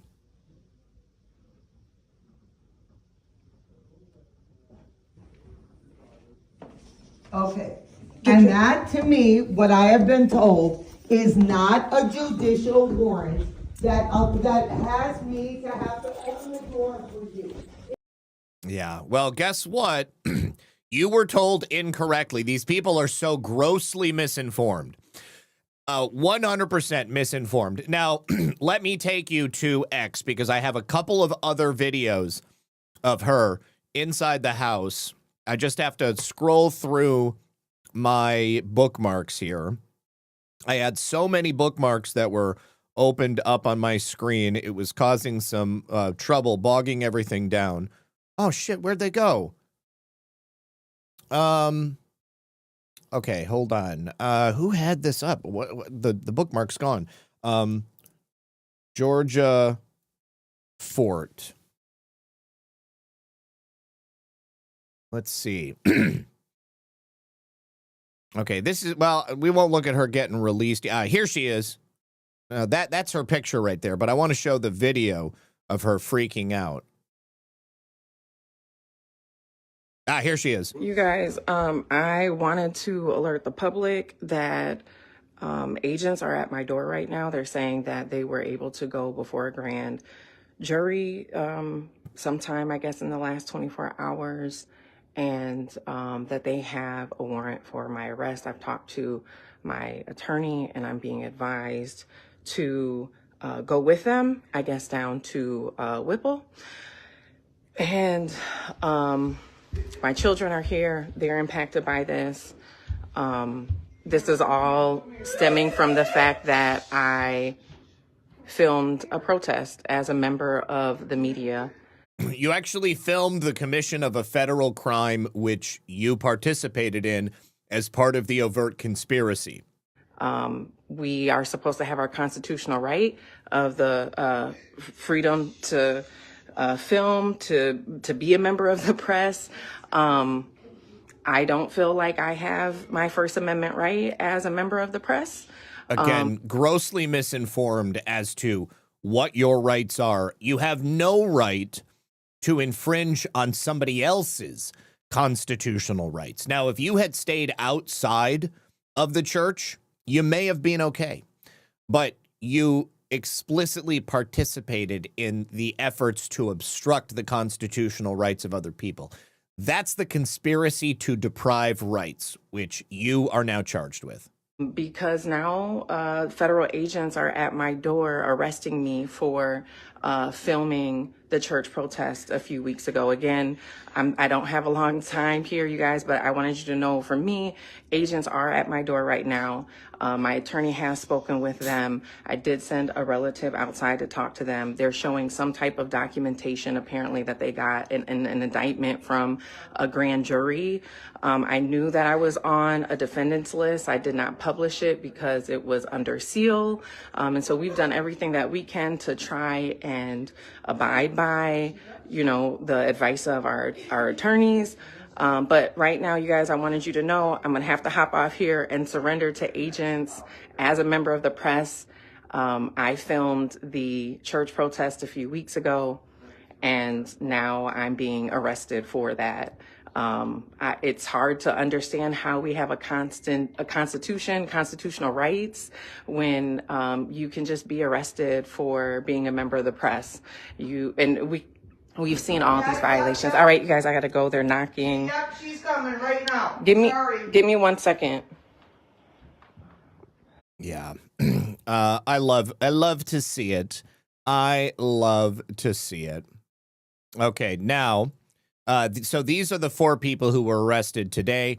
Jamel Liddell Lundy, who is a political guy there. Tahern Gene Cruz. I don't exactly know who he is. And then, of course, Georgia. Georgia is just that old sweet song. We love you. Nice solidarity. Yeah. Well, let's see how many of them show up for you after you end up in federal prison. I don't think that it's going to be all rainbows and unicorns. Jim Kyle says these leftists keep effing around and finding out like it's whack-a-mole day after day. Yes, and Rugdog196, thank you for the $20 thumbs up. I appreciate it. G Fontez 119, tie up major deep state law firms on cases such as this, whether hourly or pro bono. What happens when potentially dozens of whale clients' indictments are later handed down? Well, one of those ways that President Trump has already dealt with that is by effectively denying many of those deep state law firms the ability to do business with the federal government in any way, which I believe is going to preclude them from being able to defend a lot of these people that they've been working for over the years. Now, this is a Jamel Lundy right here. Jamel Lundy was the guy who runs Homes for Homies. It's a Section 8 money laundering organization. They steer Section 8 money to black criminals in the Minnesota area. And so Jamel is connected to, in my opinion, some of that government fraud money coming through. Now, here is a new letter. It's more like a press release that's released by the district judge who found that the magistrate judge should have signed the original warrant, but then he didn't go so far as to say that the magistrate judge must sign the warrant or have him sign the warrant, because he basically just left it open-ended. It forced the government to go to a grand jury, which in my opinion is even more damning. So Julie Kelly says the narrative setting by illegal immigrant advocate Minnesota Chief Judge Patrick Schlitz is something to behold. His latest press release is disguised as a judicial letter, and it's particularly noteworthy given it appears that this Minnesota grand jury indicted Don Lemon after Schlitz refused again to sign a criminal complaint against the so-called journalist and 4 others. He says, "Dear Miss Bindler, I ask that you file a copy of this email with my email address redacted as my further response to the petition for mandamus. I apologize for responding in the form of an email. As I explained in my prior response, I am working from home today because of the need to care for one of my children. I am also dealing with a number of emergencies, including a lockdown in the Minneapolis courthouse because of protest activity, the defiance of several court orders by ICE, and the illegal detention of many detainees by ICE, including yesterday a 2-year-old, and I have been given a little over an hour to submit this additional response. The government lumps all 8 protesters together and says things that are true of some, but not of all of them. 2 of the 5 protesters were not protesters at all. Instead, they were a journalist and his producer. There is no evidence that those 2 engaged in any criminal behavior or conspired to do so. Wrong. You're absolutely wrong, because we just read the whole dang indictment and the jury of Don Lemon's peers agreed with the federal government on that. Now, it would also appear that from the continued access to the signal chats in Minnesota, Cam Higbee has determined that some of these insurrectionists in the Antifa signals have implied that Ramsey County sheriffs are actually helping them identify ICE and federal agent vehicles in St. Paul, Minnesota. You can see here that Road Salt says, after collecting the evidence and conferring with a member of Ramsey County Sheriff's. It looks like a black Telluride NAZ022 was involved in an impersonation attempt using license plate lookups and caller ID spoofing. Given that this is a confirmed ICE vehicle and not one of theirs, be careful observant if you see Ramsey out there, and then it cuts off. So Ramsey County Sheriff's Department appears to be using their license plate lookup system to offer assistance to the Antifa insurrectionists that are in these signal chats.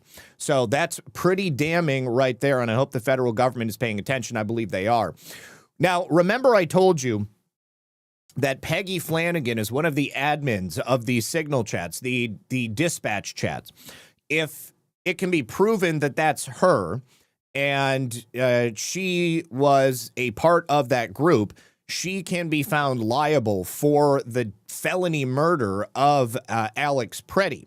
Now, here are some documents that were published as part of those chats. These are some of the training documents, and these training documents prove that the Antifa groups that are organizing these events specifically want people to die so that they can use that to create propaganda. So they are essentially directing people to engage with police in a certain way so that it causes the reaction from the feds. So then some people will inevitably be killed as martyrs. And then, of course, that will be used to further inflame the emotions of the public. In this document that was distributed on Signal, some of these Minnesota activists lay out that their ultimate goal is to impede ICE and create what they call flashpoints. Now, these flashpoints are described as moments of chaos where they can de-arrest, save illegal immigrants, or possibly result in the murder of a comrade, which is exactly what happened with Alex Preddy and what happened with Renee Nicole Good. They make it expressly clear that what they want are for these flashpoints to occur.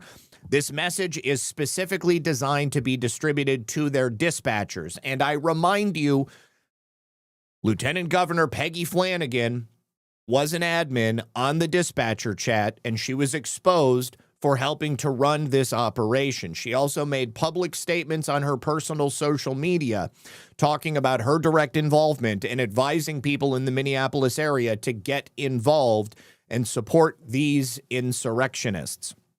Right here, dispatch, please advise.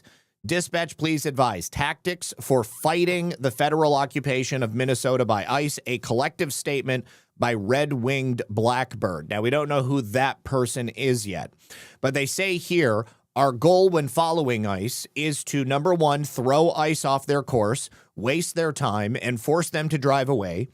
Alert at-risk people to the ICE presence, make the whole neighborhood aware of ICE presence and get them outside and resisting, and then escalate at ICE abductions and create these potential flashpoints. They continue by saying, what are the tips for thinking strategically during a potential flashpoint? Determine the goal. Is the goal to stop an abduction, de-arrest someone or multiple individuals, which is exactly what Alex Preddy was doing when he intervened in the ICE action with that woman that was on the ground, create a blockade to prevent ops from coming or going, push back on the creation of a boundary or something else. Consider what it will take to accomplish the chosen goal and whether the rest of your present AG is on board with said goal. Is it achievable based on who is present? Again, what is a flashpoint? Flashpoints are specific times and places where a crisis quickly and dramatically escalates. Exactly what happened with Alex Preddy on multiple occasions when he had those two interactions with ICE. When we say flashpoint, we mean any time and place where masses of people are directly confronting the armed forces of the state. There are several places across the Twin Cities metro that have already or could in the future escalate into larger, more sustained confrontations. Another murder, a prolonged and escalating abduction attempt, fascist civilians escalating violently, or potential situations that could lead to flashpoints. These possibilities are dangerous, but they are also sites at which we can escalate our resistance and inspire people who are taking more militant, organized action. We need to be prepared for these moments. We need to keep each other safe, and we need to be able to escalate when it is strategic. So anybody involved in the creation of this document, anybody involved in these dispatch chats, anybody directing people on the street to engage in the tactics that lead to a flashpoint could be held liable for the felony murder of anybody who lost their life, like Renee Nicole Good and like Alex Preddy.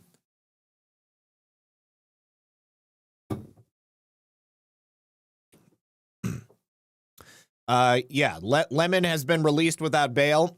Well, I'm not particularly surprised about that. It is Minnesota. They do have no cash bail. Also, the website stopice.net, which is a platform designed to track and alert users to immigration and customs enforcement activity. We spoke about them yesterday because they were hacked by white hat hackers, and all of the location information and identity information, the emails of the leftists who joined this website were released by those white hat hackers. They have now had their entire website compromised in a cyber attack, and they have a section with pictures of license plates suspected to be owned by ICE agents. And all of the pictures were removed, and in their place was inserted this picture right here. Hello, stopice.net. All your logins, locations, passwords, and phone numbers have been given to the FBI and ICE. The site, which functions as a nationwide mobile alert system for leftists to report ICE sightings and raids, has had their database entries overwritten with a meme featuring former acting ICE Director Tom Homan. This website allows users to submit the license plate numbers of these vehicles and alerts. They will also receive alerts via text or email and then access a live map of reported activities. They have 538,845 subscribers, and the site is run by an anarchist by the name of Sherman Austin from Long Beach, California. So he's being exposed as well. Now, when you go to the site, this is what people see, a splash screen that says, "We're not kidding. We sent your names, logins, passwords, and locations to a bunch of government agencies. Sherman Austin is a terrible coder, so are RC Conception and Matt Baran." Now, let me see. Oh,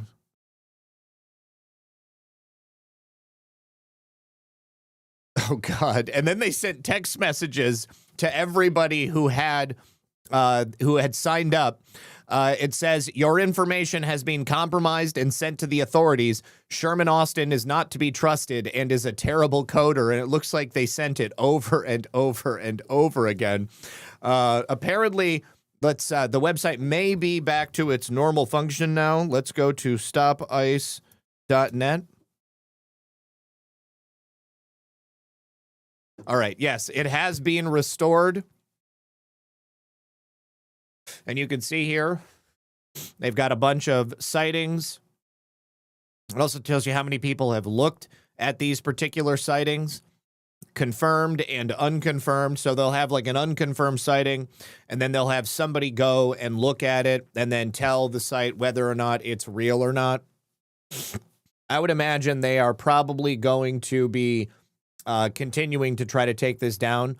Let's take a look at the license plate tracker and see if that's up again. Yep. License plate tracker is back online as well.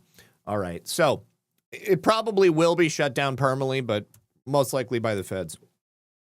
All right. Now, this morning at the Whipple building in Minneapolis, things began to get tense. I don't know if it was just because people were looking to create a flashpoint or if it was because of the arrest of Don Lemon and the others, but the anti-ICE protesters were now starting to harass the Minnesota sheriff's deputies that were there protecting the federal building. And you can see here, they were blocking the sheriff's vehicles. They were putting signs on the windows, so then the guys can't see out of the car. Actively antagonizing. Back it up!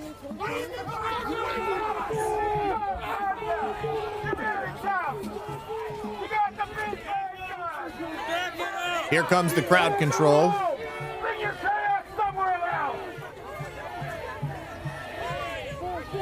So the crowd control moves in.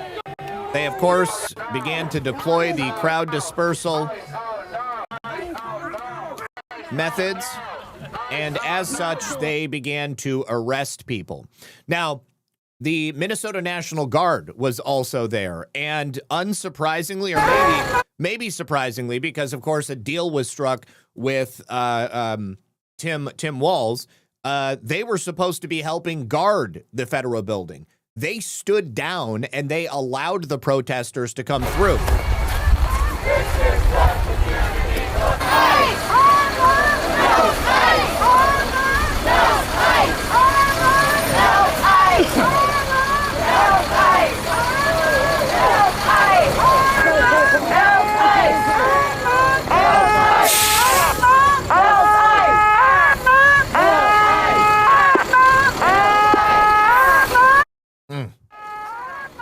Don't need that so loud. So yeah, they basically just allowed the protesters to breach and get much closer to the federal building. As such, it became necessary to start arresting people. And the more, there were there were a series of different arrests that took place. But here they breached the fence line and they began to be arrested.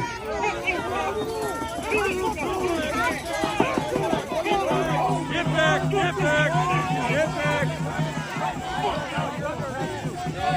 Take a step back. No, you're going to take a step back. What is wrong with you? These kids are so stupid.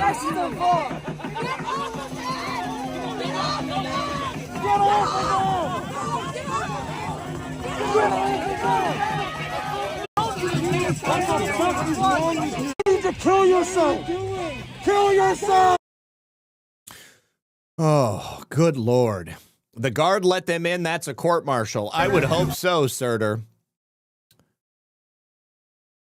Here are some more arrests taking place. Different angles. Leave them alone. They're not doing anything. You told us to stay off the road, and we stay off the road. What the fuck have done different? Yeah, you didn't stay off the road. Otherwise, they wouldn't have had to come and get you.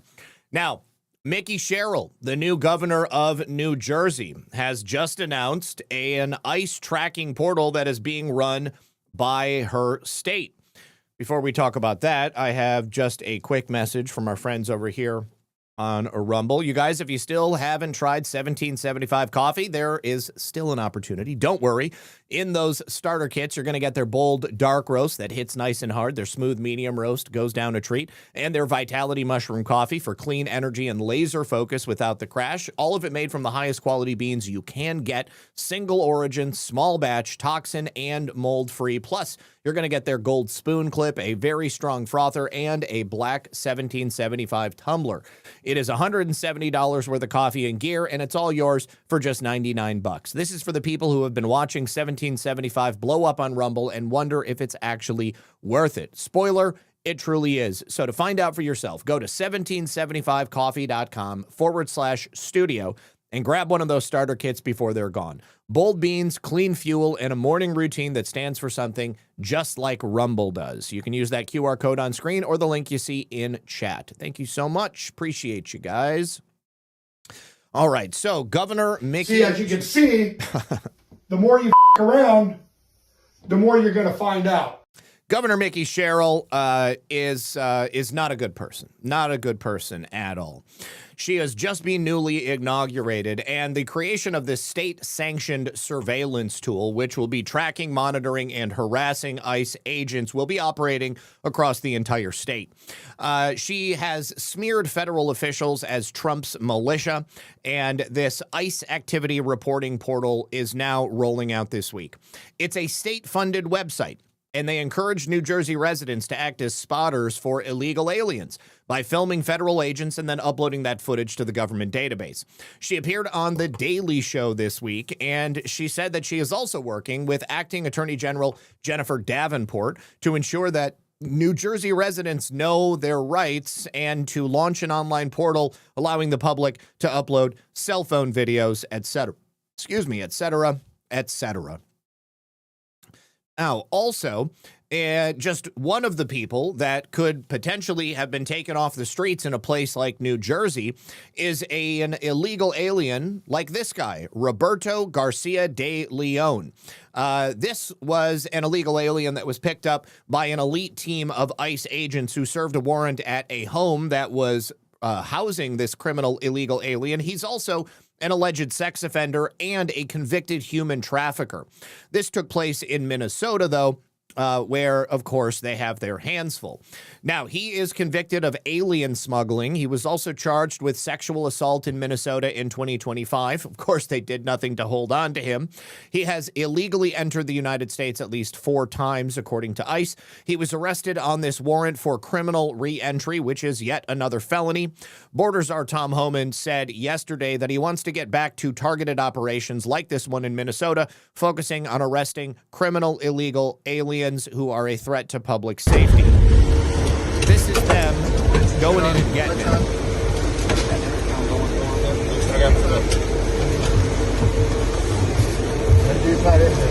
Oh, here. Let me get out of here.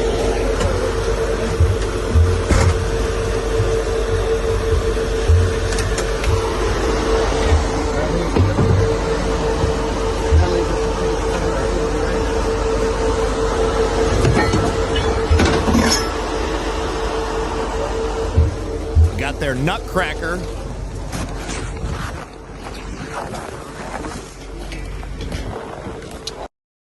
Here he is being removed. You can see he's a slob.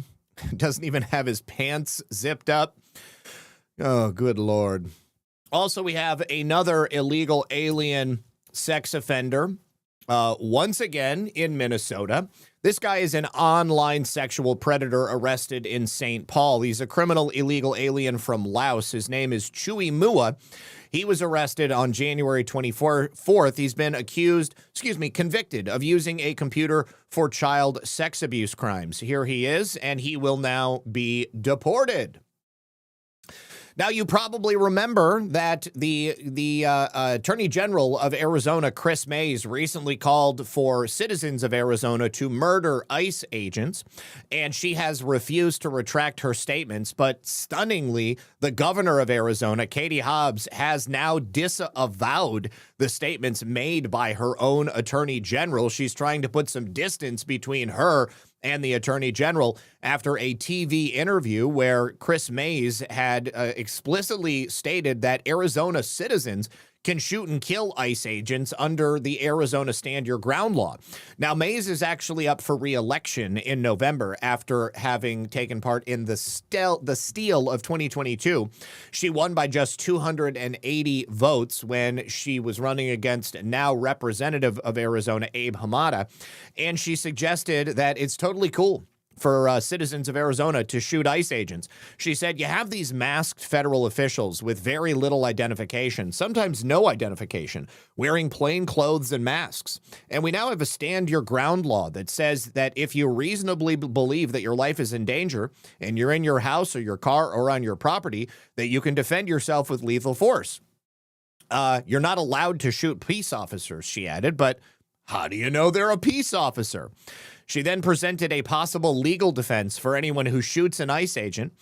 She said it becomes, did they reasonably know they were a peace officer? Look at that. Here she is making this disgusting statement.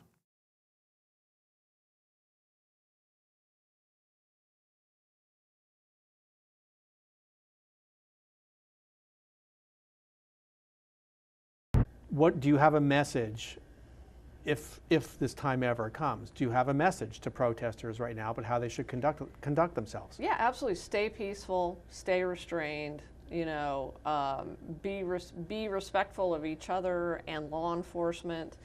Don't take the bait, because I think that's definitely going on. You know, they're trying to bait people all across this country. And, you know, if you do that, everything should be okay, and I will protect you. The other thing I want to bring up with you that I'm worried about that makes Arizona very, very different from almost every other state where this buildup is happening, Bram, is that we're a stand your ground state. We have one of the most expansive stand your ground laws in the entire country that rivals even Florida. We also have a lot of guns in Arizona. We're a gun culture in this state. And, you know, it's kind of a recipe for disaster because you have these masked federal officers with very little identification, sometimes no identification, wearing plain clothes and masks. And we have a stand your ground law that says that if you reasonably believe that your life is in danger and you're in your house or your car or on your property, that you can defend yourself with lethal force. She knows exactly what she's doing, and she quite literally just set fire to not only her reputation, but also the situation in Arizona. Now, she claims that her statements were mischaracterized. She did put out a damage control statement, but she never walked any of it back. She actually doubled down and accused ICE agents of destroying the public's trust in law enforcement and putting every American, including law enforcement, in danger. Arizonans do not want masked agents entering their homes without warrants. They have warrants. It is un-American and threatens the rights and safety of everyone in our state. But we have all witnessed the increasingly chaotic and dangerous activity of ICE agents in cities across the country, she said. Now, Hobbs is also up for re-election. She barely squeaked through in 2022, but she did steal it from Kari Lake, in my opinion. And she told reporters that May's comments were inappropriate and didn't hit the mark. She should retract them. It is the responsibility of every elected official, especially the Attorney General, to turn down the temperature and do everything we can to be very careful with our language about ramping up for potential violence. She's got to be nervous about this one.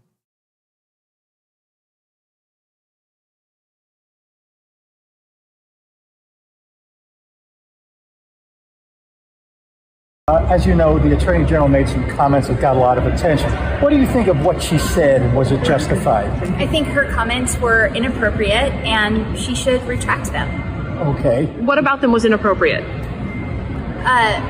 It is the responsibility of every elected official to turn down the temperature and do everything we can to be very careful with our language about ramping up the potential for violence. But her point was, she said she was trying to promote safety. I'm not going to defend her remarks. I'm not going to litigate her remarks. I think they were inappropriate, and I think she should retract them. Yep. If she's had to do as much explaining as she has, it didn't hit the mark. Yeah. All right, moving on topic. Yeah, definitely did not hit the mark. Surter says they are supposed to defend that property under the UCMJ. I hope they take out whole units and replace them. I would agree with you. Now, Tampon Tim Walz said in an interview that he will never again seek elected office. Now, you remember not that long ago, he said he might run again for president. There's also been talk of him being appointed to Amy Klobuchar's seat if Amy Klobuchar is successful in her bid for Minnesota governor. He said, well, let's go ahead and just listen. We'll hear it from Tim himself. We're already doing it. Do you regret jumping out before such a consequential moment? No, and part of it was true. Look, I recognize that I'm a lightning rod, and this is a tough space for I'm in because I know they hate me personally, and they take it out on my constituents because old white guys who are former governors tend to land on their feet okay type of thing. But in all fairness on the timing, I removed myself, and then 2 days later, Renee Good is murdered. But I think one of the things is I have no political consideration, will never run for an elected office again. Never again. Never again. And I will just do the work. And what I found is, again, I'm going to say this. There's heroes on the streets that we don't know their names. They're never going to run for office. And those grass-top leaders brought this administration to their knees this week to do. That's absolutely not what happened. If anybody went to their knees, it was you, Tim. It was you. So I think that Tim not running for office is obviously the best thing that he could do. He also said that he never had the ambition to be president or vice president. He just talked about running for president not that long ago. Everything Tim Walz says is self-serving. It's totally disingenuous. I would like to talk now move away from Minnesota and ICE to talk about a different type of problem that is facing our neighbors to the north. That would be the secession of Alberta. We've talked about it a couple of times here on the channel, and I know that we have some Albertan patriots in the chat. They would have an absolute gleeful time if Alberta was to secede from Canada. And it's been floated that Alberta might possibly become the 51st state. I've said before that I think that's unlikely, but I guess it was more likely than I could have anticipated. It would appear that members of the Alberta separatist movement secretly met with officials from the Trump administration. They were actually in talks with the Trump administration to potentially secede and become the 51st state. Now, I don't know at what point those talks ever got to. I don't know how serious they are, or if this was merely an art of the deal moment for the Trump administration, but certainly it's gotten the attention of Canadian Prime Minister Mark Carney. Now, he has warned the United States to respect Canadian sovereignty. You know, I said earlier in the show, there have been Canadian politicians who have been exposed for taking part in these Minnesota protests, for funding them financially. I would warn them to respect American sovereignty, because guess what? We have a lot more guns than you do. Love the Canadian people, don't care for Canadian politicians. Jim Kyle says the Senate passes the spending bill. Yep, we will be talking about that in a few minutes. So yesterday, we got reports that Trump officials were secretly contacted by a separatist group in Alberta. Now, Alberta is like the largest money-making region of all of Canada. This is where the majority of their oil comes from. And there is a strong movement within the province who want to secede because they don't like the woke policies of the Canadian government. They don't like the way that they handle energy. The redistribution of oil revenues widely favor other regions of the country who don't really produce anything except mindless drivel. And Canadian Prime Minister Mark Carney was really, really pissed off. So he was asked about it right here. And it said, Carney said they expect the U.S. administration to respect Canadian sovereignty. I'm always clear with President Trump to that effect. And Alberta Premier Danielle Smith said she expected U.S. officials to leave discussions about the province's democratic process to Albertans and Canadians. I fully associate myself with Premier Smith's comments just then. We expect the U.S. administration to respect Canadian sovereignty. I'm always clear in my conversation with President Trump to that effect, and then move on to what we can do together. Thank you. I fully associate myself. Here is Danielle Smith. Oh, no, I'm sorry. This is... I would expect Yeah. that the U.S. administration would respect Canadian sovereignty and that they would confine their discussion about Alberta's democratic process to Albertans and to Canadians. And I will raise that with my delegate in Washington so he can raise it with members of the administration. And I will raise it with my delegate in Ottawa so he can raise it with the U.S. ambassador. If this were to happen, I have to say, I think it would be very, very funny. Now, these separatists are in the process of currently collecting signatures. I showed a clip a couple of weeks ago of lines around the block of people waiting to sign this petition. They are currently putting together a referendum to leave Canada. And the British Columbia Premier David Eby said that to go to a country and ask for assistance in breaking up Canada, there's an old-fashioned word for that, and that word is treason. Of course, we would consider that to be treasonous as well. Now, Jeffrey Rath is the co-founder of the Alberta Prosperity Project, and he said that his group has traveled to Washington on 3 occasions in the last year. He described the trips as private citizens on a fact-finding basis. Their meetings with senior officials were conducted as a feasibility study on a possible $500 billion line of credit that should the province separate, he said, which added that the group was not soliciting funding.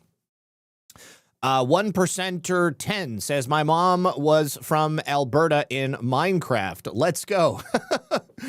Also, Einstein65 says, keep up your great work, Zach. Love me some Red Pill 78. Thank you, sir. Appreciate you. Thank you for that. We have a whole bunch of pilled donations over here, too. We'll go through those in just a minute. Let me just make sure we don't got anything topical.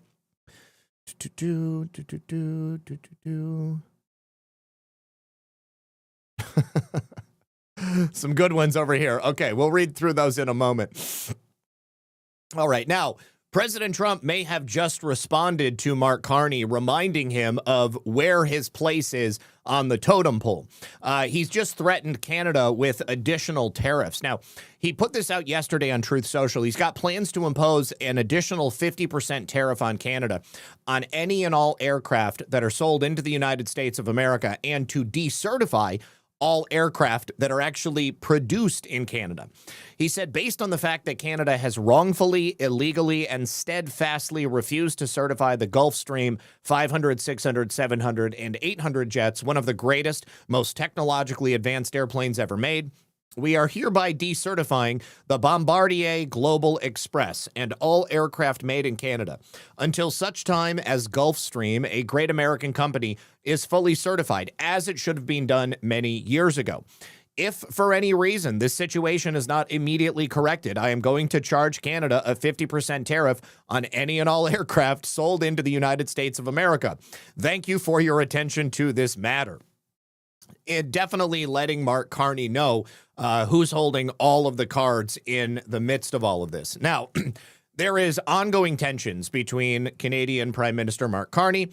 He's trying to dismantle U.S. influence over Canada and European countries and usher in a stronger relationship with China. But the deal he's making with China undoubtedly is going to cripple the Canadian auto industry. He rebuked the United States while delivering remarks at the World Economic Forum. We talked about that. He also called for an end to the old rules-based order of United States supremacy, declaring that a U.S. hegemon has been using economic integration integration as weapons, tariffs, and leverages, financial infrastructure as coercion, supply chains as vulnerabilities to be exploited. Well, you have to use the tools that are at your disposal, Mark Carney. Otherwise, you're going to have other nations coming in and doing what they want to do. Let me say thank you very much to... let's see. Where did I give a late? Okay, so Sean Joe, thank you for 1, 2, 3, 4, 5 cookies. Thank you to Hogleg71 for the cookie and the can. Thank you to Sean Joe for the cookie and Hogleg, who says, great work, Zach. Appreciate you, homie. Thank you, Hogleg, for another cookie. Filter Dog says, chilling. If they can arrest Don Lemon for something as simple as breaking the law, imagine what they can do to you. DB63Me says, thanks for all you do, RP. I think you should put Lemon back on screen until he is convicted. I think the audience will revolt if I do that, but I appreciate you. Sean Joe, thank you for the cookie. Judy the Lady Pug, thank you for the cookie. Sean Joe, thank you for another cookie. No thanks, Joe says, happy Friday, Lisa and Zach. The best thing that comes out here, in my opinion, is that all these people will find out just how little these leftist leaders actually care. Very little about them, proved by no work to avoid arrest. They and deaths, arrests, chaos as examples, tough lessons. I agree with you. There truly won't be the support that they believe that they're going to get. Sean Joe, thank you for the cookie, and thank you for the can.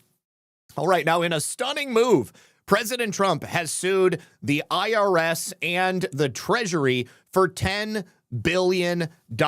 This is because that guy at Booz Allen Hamilton, who was just convicted of leaking Trump's tax returns and leaking the tax returns of many, many thousands of other Americans, was convicted this week. Now, back in September of 2023 is when this former IRS contractor was found to be the guy doing this. Between 2018 and 2020, he was unlawfully obtaining and then disseminating tax details of these high-ranking people here in America, people who are affluent, and then giving it to media outlets. So President Trump has now sued his own government for $10 billion, which is not something that I had on my bingo card. The damages are not only for him, but his two eldest sons and his family business. And the IRS and the Treasury Department are the subject of these lawsuits. The civil complaint alleges that the IRS and Treasury failed in their obligation to prevent the leak of those records by that former IRS employee, Charles Chaz Littlejohn, back in 2019 and 2020. In addition to Trump, the plaintiffs, his sons, Don Jr. and Eric, and the Trump Organization, which the sons run, a spokesperson for the legal team told CNBC the IRS wrongly allowed a rogue, politically motivated employee to leak private and confidential information about President Trump, his family, and the Trump Organization to the New York Times, ProPublica, and other left-wing outlets, which was then illegally released to millions of people. Yeah, discovery, discovery, discovery. I can't wait to see what comes out in this lawsuit. ZBM says, I'm all for New California becoming the 51st state. I am with you on that 100%. I don't know what's going on. Alberta, though, I don't think enough of the would get what it means to be an American. My vote is they should just become their own nation. Cheers, sir. Yes, I'm more attuned to the idea of Alberta becoming a sovereign nation and then the United States just being their number one trading partner. We could have a lot of good times with Alberta as their own sovereign nation. I think that the culture is similar, but still very, very different. All right. Now, we also have an announcement coming out of Missouri. The Attorney General of Missouri, Catherine Hanaway, has now sued the U.S. Census Bureau. She says United States citizens have a right to representation, not illegal aliens. United States citizens should decide electoral votes in congressional seats, not illegal aliens. We are suing for the U.S. Census Bureau unconstitutionally allowing illegal aliens to commandeer the path to the White House and compromise our elections. Now, this all has to do with the fact that the census counts bodies. It doesn't count American citizens. And as a result of that, since 2020, you've had dozens of House seats and Senate seats go to Democrats as a result of the census being counted in the way that it is. She says foreign trespassers should not control the direction of this nation. You can read the first motion right there. But this is great news. The only problem is that it wouldn't be something that could take effect until 2030, which, last year, President Trump demanded that they hold a new census. That obviously hasn't happened. I don't know why, but here we are. All right. Now, we also have new information about Jeffrey Epstein. As I said, the attorney, the DOJ and Todd Blanche announced that there is 3 million documents that were being released. And Ghislaine Maxwell has just posted a new legal filing where it includes a new appeal against her sex trafficking conviction. And according to that filing, you had that group of 25 alleged accomplices of Jeffrey Epstein who made those secret settlements with Epstein victims.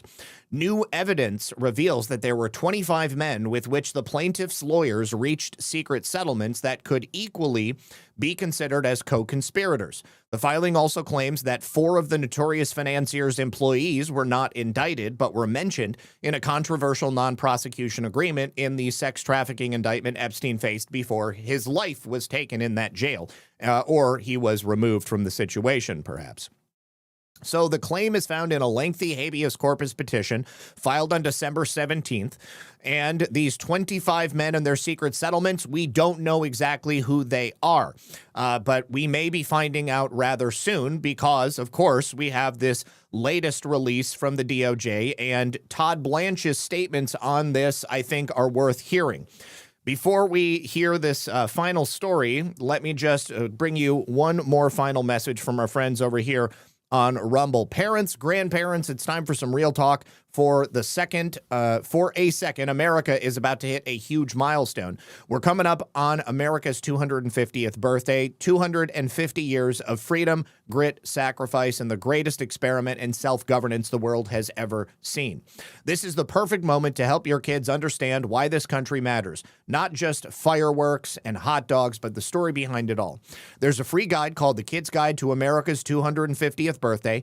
And it's honestly a great way to introduce kids to how America began, who the founding fathers were, what they risked, and why their ideas that they fought for are still relevant today. This guide sends kids back to the moment when brave men signed the Declaration of Independence, knowing full well they were risking their lives for freedom. It breaks it all down in a way that kids can actually understand and enjoy without watering it down or turning it into boring schoolwork. So if you care about raising children or grandchildren who know where this country came from and why it's worth preserving, this is something you're going to want to grab. And the best part is it's completely free with this special offer. All you pay is $2 for shipping and handling. So head on over to free250guide.com. That is free250guide.com. And the Kids Guide to America's 250th birthday is yours for your kids today.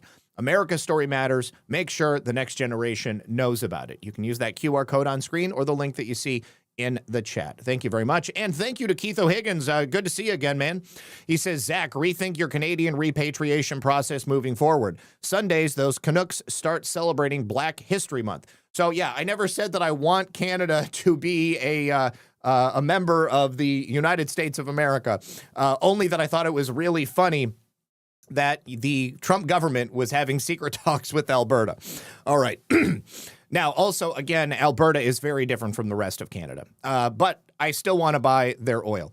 Okay, so let's listen to Todd Blanche because he goes into great detail about what the Trump government has done to bring this information forward, what they have worked to achieve, the children they have saved, and the sex traffickers that they have prosecuted. I get real annoyed when I see people saying that Trump or the DOJ is protecting pedophiles because I know that they're not. And I also know that those people are simply not intelligent enough to really reach. If they believe that, there's nothing that's going to change their minds. Of death, physical abuse, or injury, also not produced. Although the act allows for withholding for items necessary to keep secret in the interest of national security or foreign policy, no files are being withheld or redacted on that basis. Again, 3 million new pages of Epstein documents. Further, as we previously stated in our December 19th letter of last year, the department withheld or redacted files covered by various privileges, as we always do, including deliberative process privilege, work product privilege, and attorney-client privilege. As you all know, under the Act, the department must subsequently submit to the House and Senate committees on the judiciary a report listing all categories of records released and withheld, a summary of redactions made, including the legal basis for such redactions, and a list of all government officials and politically exposed persons named or referenced in the Act. We will do so in due course as required under the Act. I want to talk for just a moment about the redactions that will be obvious to anyone who reviews the materials that we just produced today. In addition to the documentary redactions, which includes personal identifying information, victim information, and other privileges, there is extensive redactions to images and videos. To protect victims, we redacted every woman depicted in any image or video, with the exception of Ms. Maxwell. We did not redact images of any men, unless it was impossible to redact the woman without also redacting the man. To this end, though, and to ensure transparency, if any member of Congress wishes to review any portions of the responsive production in any unredacted form, they're welcome to make arrangements with the department to do so, and we're happy to do that. I want to talk for a minute about something that is important. Every single day of the year, the Department of Justice investigates and prosecutes those who abuse and traffic young women and children. Just last year, the FBI located over 2,700 victims of child exploitation. The Department of Justice found and terminated 3.8 million dark web pedophile accounts. In August, we charged 11 defendants for extensive sex trafficking in Los Angeles of illegal immigrants and underage women. Last month, we charged 5 men who were engaged in a sadistic sextortion network of deranged young men abusing women. Over the past several months last summer and into the fall, we executed Operation Restore Justice, rescuing 205 child victims and arresting 293 offenders. I point this out because I take umbrage at the suggestion, which is totally false, that the Attorney General or this department does not take child exploitation or sex trafficking seriously, or that we somehow do not want to protect victims. We do. There are some select members of Congress and some in the public eye, including those most critical of our efforts at full transparency under the Act, who remain silent as to all the work that we have done and continue to do every day in this space, while quickly pointing a finger at the Attorney General or this department because we were careful in our review of millions of pages of documents over the past 2 months. The Attorney General, the Director of the FBI, and our partners throughout this administration work hard every single day to protect the most vulnerable among us. With the production of this magnitude, mistakes are inevitable. We, of course, want to immediately correct any redaction errors that our team may have made, and so the department has established an email All right. So, among those documents that came out, there are a couple that are getting a lot of attention, and with 3 million documents, obviously, going to take some time to go through there. First, I'm going to show you some stuff about Donald Trump, because, of course, leftists are latching onto that. What you've got here is several pages of complaint after complaint after complaint of people claiming that they were trafficked at Mar-a-Lago, that Donald Trump did disgusting things to them when they were 13 years old, that that they were trafficked and they were raped while Ghislaine Maxwell was watching, et cetera, et cetera, et cetera. Every single one of these complaints was a call to a hotline that allowed anybody to call in and make the complaint. Not one single complaint was found to have any credibility because no one was willing to speak to the FBI or the SDNY after having made the call. These people were also found to have been, potentially mentally ill, or they were calling simply because they wanted to gum up the works and make a fake complaint against President Trump. But you can see as you go through, no contact made. Allegedly, the victim is deceased. There was no contact information, no phone number provided, called, left message, no one responded, over and over and over again. If these were real victims who were truly abused by President Trump, then they would have made contact. Take a look at this. Complainant was spoken to and deemed not credible. Additional research showed 3 separate incidents involving police which resulted in mandatory psychiatric evaluations. So every single complaint about President Trump that is in these files are being produced by his administration, but not a one of them was shown to have any veracity. Every single one of them is fake. These are people who just called into a random hotline and said, when I was 13 years old, Donald Trump picked me up and took me to Mar-a-Lago and auctioned me off to a bunch of Russians, and then they all raped me, and then I was bleeding, and then Ghislaine Maxwell stood and laughed and then took pictures, okay? And when given the opportunity to go on the record and have charges brought against President Trump or Ghislaine Maxwell or anybody else, they completely ignored the phone calls, or they intentionally did not leave a phone number so that nothing could be done. This was an effort to once again try to impeach President Trump's character, to try to hang some investigation around his neck, but none of it's real. None of it is real.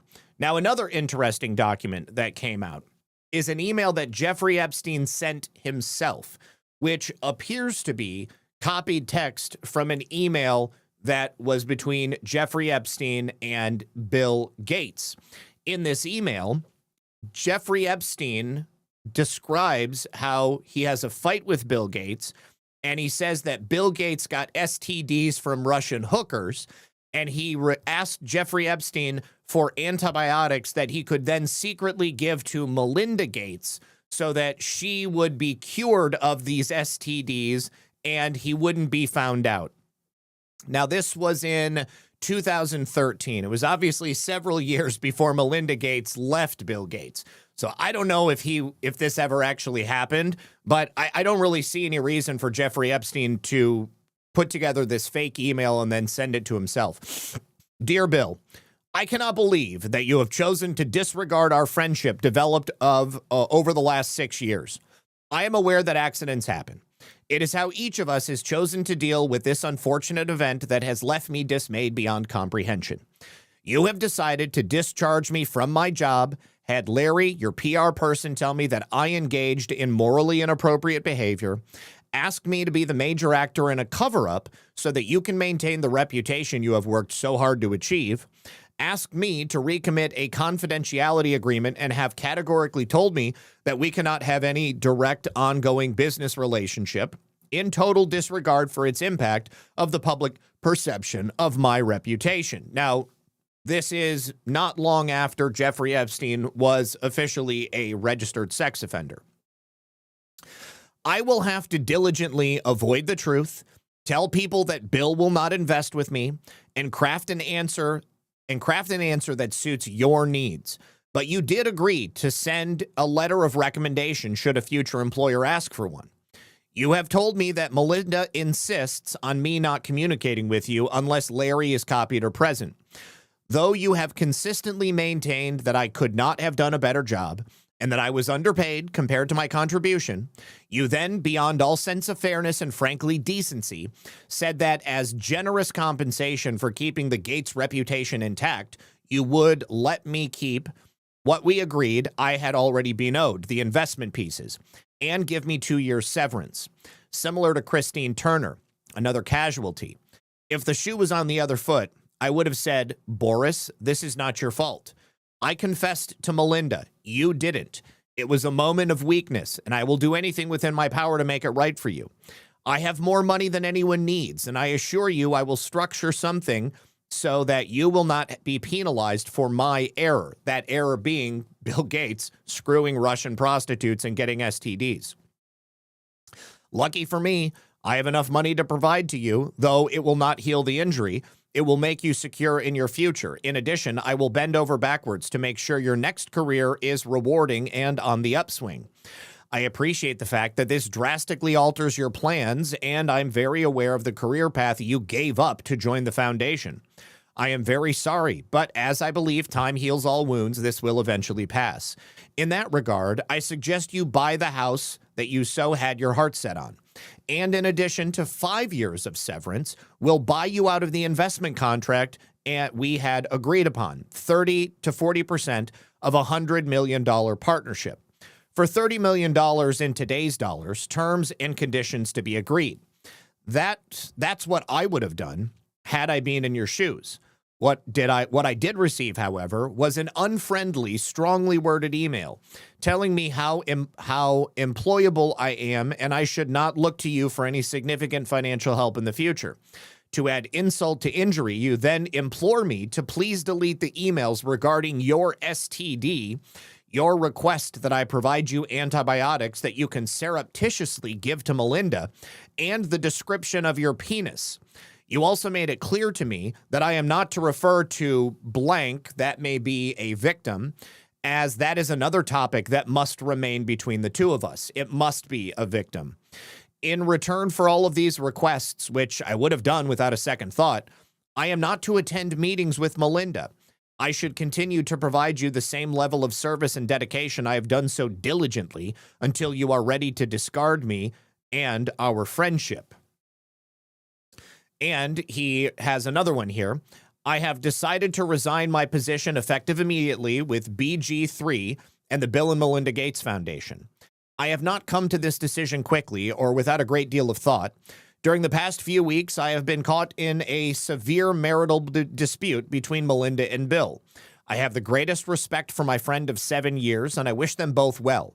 In my role as his right hand, I have been asked and wrongly acquiesced into participating in things that have ranged from the morally inappropriate to the ethically unsound, and have been repeatedly asked to do things that get near and potentially over the line into the illegal. Though it was kindly suggested that I make a transition to a new position after my 6 years of servitude, and that Bill would, in his words, give me 2 years severance pay, I feel it would be dishonest to myself and my future, from helping Bill to get drugs in order to deal with consequences of sex with Russian girls, to facilitating his illicit trysts with married women, to being asked to provide Adderall for bridge tournaments, as I am a medical doctor but have no prescription writing ability. Holy shit. Oh, good Lord. We all knew Bill Gates was a freak, you guys. We all knew Bill Gates was a freak. But to see Jeffrey Epstein write that up, I would imagine he was composing that, and he was probably waiting to get home so that he could do a better job on computer. There was a couple of things that I had to correct in there. He probably was real pissed. This is almost midnight when he's writing this. Oh, no, I'm sorry. This is almost noon. So maybe, early in the day. No, apparently Bill Gates is not gay. Bill Gates likes them young. He likes young girls like Jeffrey Epstein. And apparently he likes Russian hookers. Sex, drugs, and money. That is what these people are all about. All right. Now, we do have some news as to the Federal Reserve. President Trump has announced that he is nominating Kevin Warsh to be the chairman of the Board of Governors of the Federal Reserve System. Kevin currently serves as the Shepherd Family Distinguished Visiting Fellow in Economics at the Hoover Institution and a lecturer at the Stanford Graduate School of Business. He is a partner of Staley Druckenmiller at Duquesne Family Office, LLC. He has an AB from Stanford University, a JD from Harvard Law. He's conducted extensive research in the field of economics and finance.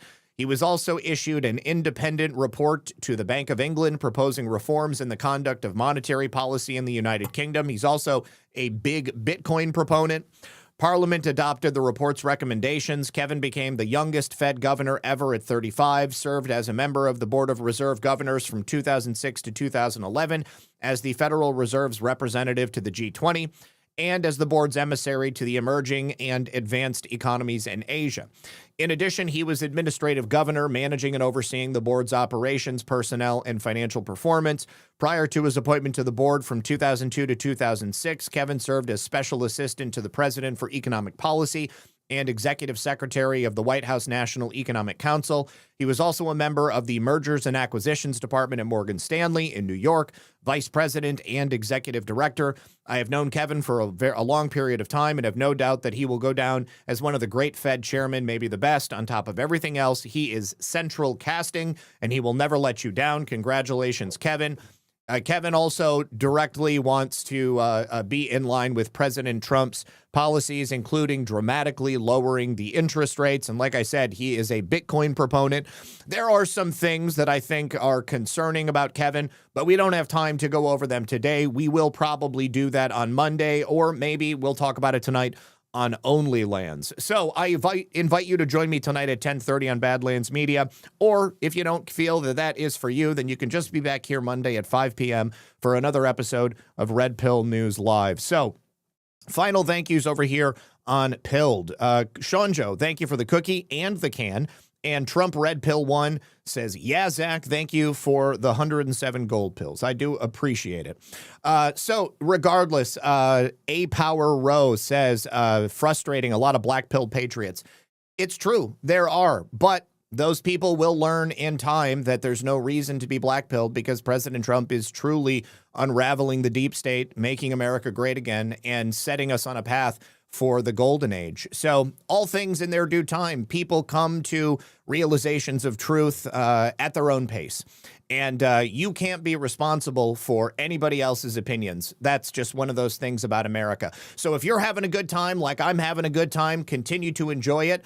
Don't allow the poison to infect your brain, the brain worms, the brain rot, because things are actually really, really good right now. And I'm here for the ride. I'm enjoying myself. And as somebody who's been awake for many, many, many more years than I wasn't, this has never happened in history. I've never witnessed anything like this. at any point in history. So I am confident about the direction we are going. I want to thank you all for being here. Don't forget about the final sponsors of the program. If you want to go check those out, first of all, my good friend Jessica over at goallgood.com/redpill78. Any of the bundles that you purchase right now will also come with a free sample of her tallow sunscreen. You can get that through there up until Valentine's Day. So up until the 14th. Also, if you head on over to onenessdrops.com/redpill78, you can get 15% off their chlorine dioxide water purification kits. They either come in hydrochloric acid or citric acid. Personally, I think the HCl is the way to go. That's what I use. And then, of course, they also have mullein extract for lung health, soursop extract tincture for cellular regeneration, DMSO, which is an incredible substance that I use daily in a number of different ways because I have some aches and pains as a result of being almost 50 years old. And, of course, they also have bundles that you can get there, so you'll get a discount, and then you'll get an even bigger discount because you're going to be using my discount code, RedPill78. Of course, also, Mike Lindell at MyPillow.com, currently the front runner for Minnesota governor. Get up to 80% off when you use the code RP78, and they have everything you might need for your bedroom, your bathroom, and even some stuff for your kitchen. The My Towels, the Giza Dream Sheets, declared jihad on a good night's sleep, and then, of course, you can also get their mattresses, their mattress toppers. They even have energy drinks, which actually really work well, and they're caffeine free. My good friend Jordan over at consciousstrength.net/RP78. You'll get 10% off of all of his amazing natural products, all produced by Jordan here in the United States, including his methylene blue, which is a nootropic, which will help to develop new neural pathways and help you think clearer, organize your thoughts better, wake up and feel like you can conquer the day. That is something I use every single day as well. And my good friend John Richardson Jr. at rncstore.com/RP78. You can save big money on their apricot, B17, and Laetrile products, which are good for many different things that I'm not allowed to talk about over on YouTube, so I won't do that. But you can go to my Rumble channel and you can see the interviews that I've done with John Richardson if you're interested in what those might be. I also need to give a big thank you to Sabrado for the $50 donation over on Cash App. Sabrina, thank you so much. And I see that you just actually donated on Rumble as well. She says, it is getting so fun. Thank you for all you and Lisa do for us. You guys are so loved and appreciated. I love and appreciate you as well. And I'm just going to see if there is a message that came along with your donation. She just says, thanks for being awesome. Love you. Appreciate you.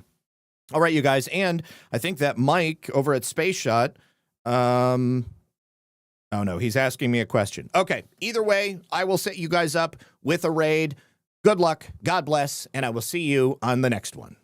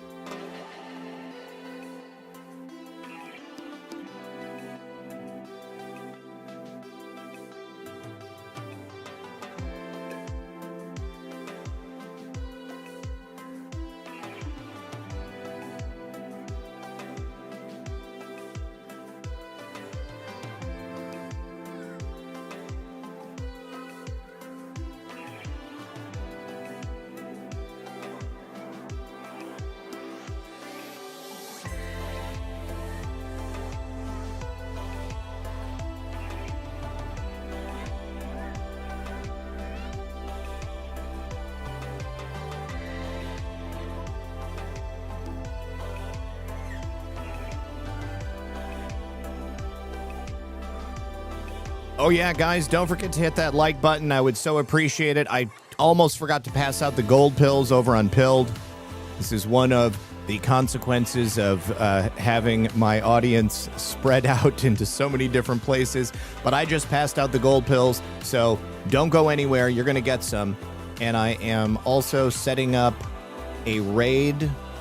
Oh, my gosh, it's not working. The gold pills aren't working. I'm sorry, guys.